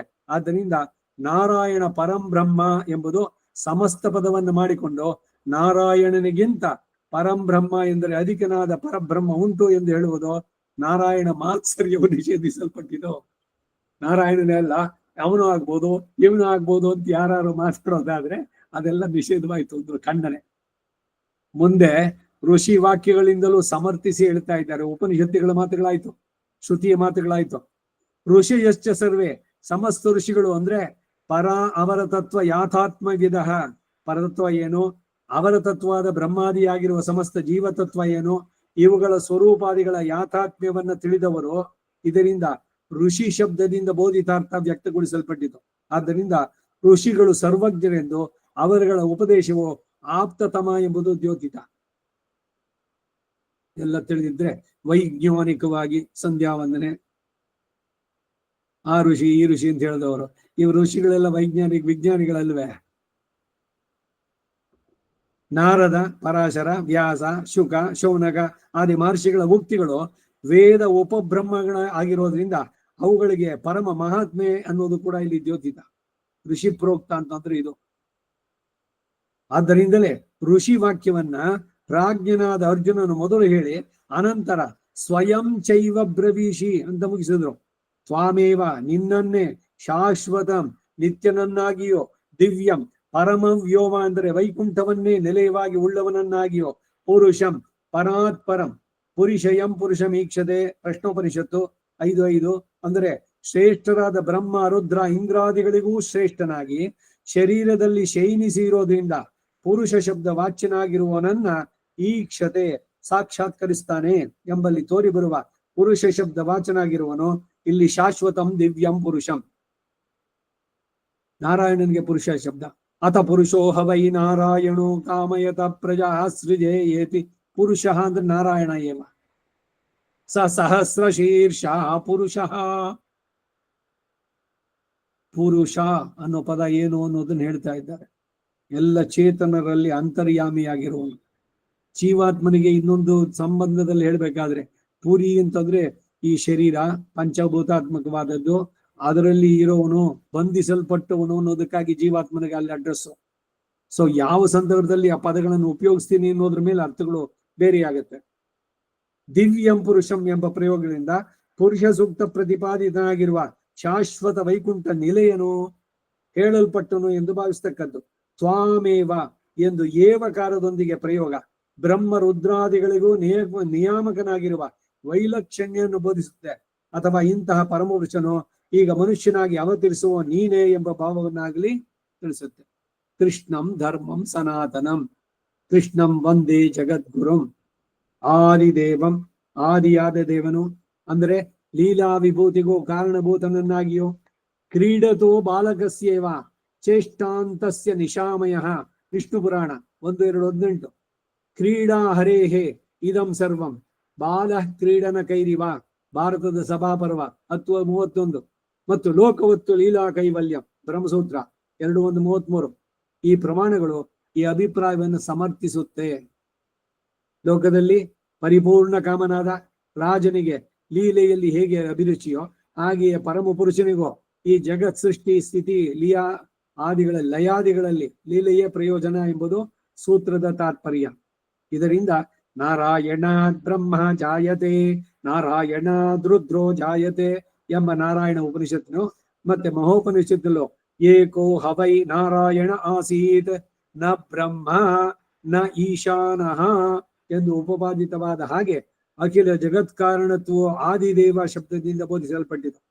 ಅಜಂ ಕರ್ಮಕೃತ ಜನ್ಮ ರಹಿತನನ್ನಾಗಿ, ನಮ್ಮಂತ ಕರ್ಮದಿಂದ ಅವನು ಬಯಸೋದಿಲ್ಲ. ಸಂಭವಾಮಿ ಆತ್ಮಮಾಯ ಅಜೋ ನಿತ್ಯಂ ಶಾಶ್ವತೋಯಂ ಪುರಾಣ ನ ಹನ್ಯತೆ ಎಲ್ಲ ಹೇಳ್ಬೇಕಾದ್ರೆ ಅಲ್ಲಿ ಜೀವಾತ್ಮನಿಗೆ ಹೇಳಿದ್ದು 2ನೇ ಅಧ್ಯಾಯದಲ್ಲಿ ಆತ್ಮ ನಾಶವಾಗಲ್ಲ ಅನ್ನೋದಕ್ಕೆ. ಇವನು ಅಷ್ಟೇ, ಜೀವಾತ್ಮನಂತೆ ಇವನಿಗೂ ನಾಶ ಇಲ್ಲ, ಮತ್ತೆ ಹುಟ್ಟಿಲ್ಲ. ಹಾಗಾದ್ರೆ ಇವನು ಹುಟ್ಟಿದ, ಇವನ್ ಸತ್ತ ಅಂದ್ರೆ ಆ ಆತ್ಮಕ್ಕೆ ಆ ಶರೀರದ ಸಂಬಂಧ ಹುಟ್ಟು, ಆ ಶರೀರದ ವಿಯೋಗ ನಾಶ. ಆತ್ಮ ಏನು ಹುಟ್ಲೇ ಇಲ್ಲ, ಅದು ಎಂದೆಂದೂ ಇತ್ತು, ಇಂದು ಇದೆ, ಮುಂದೆನೂ ಇರುತ್ತೆ, ಇವಾಗ್ಲೂ ಇದೆ. ಹಾಗಾದ್ರೆ ಏನು ಅಂದ್ರೆ ಈ ಹುಟ್ಟು ಸಾವಿನ ಚಕ್ರ ಬಿಡಿಸ್ಕೊಳ್ಬೇಕು. ಆತ್ಮಕ್ಕೆ ತನ್ನ ನಿಜ ಸ್ವರೂಪದಲ್ಲಿ ಹೋಗಿ ಭಗವಂತನ ಕೈಂಕರ್ಯ ಮಾಡಬೇಕು. ಅದು ಸರಿಯಾದಂತಹ ಸ್ಥಿತಿ. ಅದಕ್ಕಾಗಿ ಹುಟ್ಟು ಸಾವು ಅನ್ನೋದೆಲ್ಲ ಪ್ರಕೃತಿಯೊಂದಿಗೆ ಸಂಬಂಧ, ಪ್ರಕೃತಿಯೊಂದಿಗೆ ವಿಯೋಗ. ಪ್ರಕೃತಿಗೆ ಸೇರಿದ್ದು ಈ ಶರೀರ. ಇಲ್ಲಿ ಹೇಳ್ತಾ ಇರೋದು ಅಜಹ ಅಂದ್ರೆ ಹುಟ್ಟೇ ಇಲ್ಲದವನು, ಎಂದೆಂದಿಗೂ ಶಾಶ್ವತವಾಗಿದ್ದ. ಕಲ್ಪಗಳು ಇದೆಲ್ಲ ಆದ್ಮೇಲೆ ಪ್ರಳಯ ಆಯ್ತು, ಮತ್ತೆ ಇನ್ನೊಬ್ಬ ಬ್ರಹ್ಮ ಬಂದ. ಆ ರೀತಿನಲ್ಲಿಲ್ಲ ಭಗವಂತ. ಅದಕ್ಕಾಗಿ ಹೇಳಿದ್ದು ಏಕೋ ಹವೈ. ಅಜಂ ಕರ್ಮಕೃತ ಜನ್ಮ ರಹಿತನನ್ನಾಗಿ ಮತ್ತು ನಿರ್ವಿಕಾರ ಸ್ವರೂಪವನ್ನು ಉಳ್ಳವನಾಗಿ, ವಿಭೂಂ ಆಕಾಶವತ್ ಸರ್ವಗತಶ್ಚ ನಿತ್ಯ. ಆಕಾಶದಂತೆ, ಆಕಾಶ ಅಂದ್ರೆ ಏನು? ಸ್ಪೇಸು. ಅದಿಲ್ಲದೆ ಇರೋ ಜಾಗ ಯಾವುದಿದೆ? ಹೃದಯಾಕಾಶ. ಇಲ್ಲಿ ಹೊರಗಡೆ ಹೇಗಿದೆಯೋ ಹಾಗೆ ಒಳಗಡೆ ಇದೆ ಅಂತಾರೆ ಎಲ್ಲ ಉಪನಿಷತ್ತುಗಳು ತಿಳಿಸುವಂತಹದ್ದು. ಆದಿದೇವ ಸರ್ವವ್ಯಾಪಿಯಾಗಿ ಭಗವಂತನು, ಅಥವಾ ಎಲ್ಲವನ್ನು ವ್ಯಾಪಿಸುವುದರ ಮೂಲಕ ಸರ್ವ ನಿಯಮನ ಶಕ್ತಿಯುಳ್ಳವನಾಗಿಯೋ ಇರುವುದರಿಂದ ಏಷ ಸರ್ವಭೂತಾಂತರಾತ್ಮ ಅಪಹತ ಪಾಪ್ಮ ದಿವ್ಯೋ ದೇವ ಏಕೋ ನಾರಾಯಣ. ಸುಬಾಲೋಪನಿಷತ್ತು 7ನೇ ಶ್ಲೋಕ ಹೇಳಿರುವ ಹಾಗೆ ವಿಭೂ ಶಬ್ದದಿಂದ ಸರ್ವಾಂತರ್ಯಾಮಿತ್ವವು, ಸರ್ವ ಶರೀರಗತ್ವವು, ಆ ಮೂಲಕ ಸಾಮಾನಾಧಿಕರಣ್ಯದಿಂದ ಸರ್ವ ಶಬ್ದ ವಾಚ್ಯತ್ವವು. ಭಗವಂತನಿಗೆ ಏನು ಹೆಸರಿಟ್ಟರು ಕೂಡ ಅದು ನಾರಾಯಣನಿಗೆ ಅನ್ವಯ ಆಗುತ್ತೆ. ಈಗಿನವರು ನಾಮಕರಣ ಮಾಡ್ತಾರಲ್ಲ, ಗೂಗಲ್ ವಾದ್ಯಾರ ಇಟ್ಕೊಂಡು ಯಾರು ಹೇಳದೆ ಇಡದಂತಹ ಪದವನ್ನು ಇಟ್ಟು ಅದಕ್ಕೆ ಎಕ್ಸ್ಪ್ಲನೇಷನ್ ಗೂಗಲ್ನಲ್ಲೇ ನೀವು ನೋಡಿ. ಏನು ಹೆಸರಿಟ್ಟಿದಿರಲ್ಲ ಅಂದ್ರೆ ನೋಡಿ ಅದರಲ್ಲಿದೆ, ಇದು ಯಾರು ಇಟ್ಟಿಲ್ಲ, ಅದಕ್ಕಾಗಿ ಅದು ಇಡ್ತಾ ಇದ್ದೀವಿ ಅಂತ. ಆಳ್ವಾರ್ಗಳು ಹೇಳಿದ್ದೆಲ್ಲ ಏನು? ರೂಢನಾಮ ಅನ್ವರ್ಥನಾಮ ಅಂತ. ಅನ್ವರ್ಥನಾಮವಾಗೋದ್ರ ಜೊತೆಗೆ ರೂಢನಾಮದಲ್ಲಿ ಭಗವಂತನ ನೆನಪಿಸುವಂತಂದಿರ್ಬೇಕು, ಭಗವತ್ ಪರವಾಗಿರ್ಬೇಕು ಅಂತ. ಇನ್ನೊಂದು ಬಹಳ ತಮಾಷೆಯಾಗಿರೋದೇನು ಅಂದ್ರೆ ಇದರಲ್ಲಿ ಎಲ್ರಿಗೂ ಸಂಸ್ಕೃತದಲ್ಲಿ ಹೆಸರಿರ್ಬೇಕು. ಇರ್ಲಿ, ಮುಂದಕ್ಕೆ ಹೋಗೋಣ. ಸರ್ವಭೂತಾಂತರಾತ್ಮ ಅಪಹತ ಪಾಪ ದಿವ್ಯೋ ದೇವ ಏಕೋ ನಾರಾಯಣ. ಸರ್ವ ಶಬ್ದ ವಾಚ್ಯತ್ವ ಇಲ್ಲಿ ಬೋಧಿಸಲ್ಪಟ್ಟಿದೆ. ಹೀಗೆಲ್ಲ ನಿನ್ನನ್ನ ಆಹುಹು ಹೇಳ್ತಾರೆ. ಹಾಗೆ ಹೇಳೋರು ಯಾರು? ಇನ್ನು ಯಾರು ಅಂದ್ರೆ ತಥೈವ, ಹಾಗೆಯೇ ದೇವರ್ಷಿಗಳಾದ ಸರ್ವಜ್ಞರಾದ ಮಹಾಪ್ರಖ್ಯಾತರಾದಂತ ನಾರದರು ಮುಂದೆ ದೇವರ್ಷೀಣಾಂಚ ನಾರದ ಎಂದು ಶ್ರೀಕೃಷ್ಣನೇ ಉಪದೇಶಿಸಿದ ಹಾಗೆ ದೇವರ್ಷಿಗಳಲ್ಲೂ ಶ್ರೇಷ್ಠರಾದ ನಾರದರು, ಅಸಿತರು, ದೇವಲಶ್ಚ ಅವರ ತಂದೆಯಾದ ದೇವಲರು, ಋಷಿಯ ಸರ್ವೆ ಎಂದು ಹೇಳಿ ಅನಂತರ ನಾರದಾದಿಗಳ ಹೆಸರುಗಳನ್ನು ಅರ್ಜುನ ಹೇಳಿದ್ದು ಋಷಿಗಳಲ್ಲಿ ಇವರು ಮುಖ್ಯರು. ಇವರೀಗ ಭಗವಂತನ ಮಹಾತ್ಮೆಯನ್ನು ಚೆನ್ನಾಗಿ ತಿಳಿದವರು, ತತ್ವ ನಿರ್ಣಯದಲ್ಲಿ ಶಕ್ತರು ಎಂಬುದು ಸೂಚಿಸುತ್ತೆ. ವ್ಯಾಸಶ್ಚ ಶ್ರೀ ಪರಾಶರರ ಪುತ್ರರಾಗಿ ಈಗ ಭಗವದ್ ಉಪದೇಶವನ್ನು ಬೋಧಿಸುವಂತ ವ್ಯಾಸರು. ಹೀಗೆ ಜ್ಞಾನ ನಿಧಿಗಳಾದ ಈ ಮಹರ್ಷಿಗಳೆಲ್ಲ ಈ ನಿನ್ನ ಮಹಾತ್ಮೆಗಳನ್ನ ಕೊಂಡಾಡಿರುತ್ತಾರೆ ಎಂಬುದು ತಾತ್ಪರ್ಯ. ಮೊದಲು ಶ್ರೀ ವೇದವ್ಯಾಸ ಉಕ್ತಿಯನ್ನು ಉಪರಿಸಿದ್ರು. ವೇದವಿಧ, ವೇದಗಳ ಕರ್ಮ ಭಾಗವನ್ನು ಚೆನ್ನಾಗಿ ತಿಳಿದ ಪ್ರಾಜ್ಞರಾದಂತಹ, ಮುಂದೆ ಅಧ್ಯಾತ್ಮ ವಿಧ ಎಂದು ವೇದಾಂತಿಗಳು ಹೇಳಲ್ಪಡುವುದರಿಂದ ಕರ್ಮ ಭಾಗಜ್ಞರು ಎಂದೇ ಗೋಬಲಿವರ್ಧನ್ಯಾಯದ ಪ್ರಕಾರ ಅರ್ಥ ಮಾಡತಕ್ಕದಾಗಿದೆ. ವಿಪ್ರಾಹ ಬ್ರಾಹ್ಮಣರು, ಏಚ ಯಾರೋ, ಮತ್ತು ಅಧ್ಯಾತ್ಮ ವಿಧೋ ಜನಾಹ ವೇದಾಂತ ಜ್ಞಾನದಲ್ಲಿ ಪ್ರಾಜ್ಞರಾದ ಬ್ರಹ್ಮವಿತ್ತುಗಳಾದವರು, ಏಚ ಯಾರೋ, ತೇ ಅವರೆಲ್ಲರೂ ಕೂಡ ಮಹಾತ್ಮಾನಂ ಕೃಷ್ಣಂ ಸರ್ವಾತಿಶಯತ್ವ ಪಾರಮೈಶ್ವರ್ಯಗಳಿಂದ ಯುಕ್ತನಾದಂತಹ ಅಥವಾ ಪರಮಾತ್ಮನಾಗಿರುವ ಶ್ರೀಕೃಷ್ಣನನ್ನ ಸನಾತನಂ ಧರ್ಮಂ, ಯಾಗ ದಾನಾದಿಗಳಾದ ಧರ್ಮಗಳ ಹಾಗೆ ಅನಿತ್ಯವಲ್ಲದೆ ನಿತ್ಯವಾದ ಸಿದ್ಧೋಪಾಯ ರೂಪವಾಗಿರುವ ಧರ್ಮವನ್ನಾಗಿ ಆಹುಹು ಉಪದೇಶಿಸಿದ್ರು.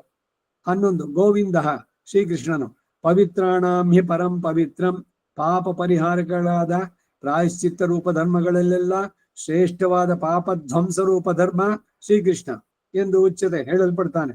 ಅಸೌ ಈ ಶ್ರೀಕೃಷ್ಣನು ಪುಣ್ಯಾನಾಮಪಿ ಶ್ರೇಯಸ್ಸುಗಳನ್ನ ಸಾಧಿಸಿಕೊಡುವ ಎಲ್ಲ ಧರ್ಮಗಳಿಗಿಂತಲೂ ಅಸೌ ಪುಣ್ಯ ಶ್ರೇಷ್ಠನಾಗಿರುವ ಶ್ರೇಯಸ್ಸಾಧಕ, ಮಂಗಳಾನಾಂಚ ಮಂಗಳಂ ಸಮೃದ್ಧಿಗಳನ್ನ ಸಾಧಿಸಿಕೊಡುವ ಎಲ್ಲ ಉಪಾಯಗಳಿಗಿಂತಲೂ ಶ್ರೇಷ್ಠವಾದ ಸಮೃದ್ಧಿಯನ್ನು ಉಂಟು ಮಾಡುವಂತ ಮಂಗಳಾನಾಂಚ ಮಂಗಳಂ. ಈ ಜಾಗದಲ್ಲಿ ನಿಲ್ಸ್ಕೊಂಡಿರೋಣ. ಮಂಗಳ. ನಾಳೆ ದಿವಸ ಮುಂದುವರಿಸೋಣ. ಕವಿತಾರ್ಕಿಕ ಸಿಂಹಾಯ ಕಲ್ಯಾಣ ಗುಣಶಾಲಿನೇ ಶ್ರೀಮತೆ ವೆಂಕಟೇಶಾಯ ವೇದಾಂತ ಗುರವೇ ನಮಃ.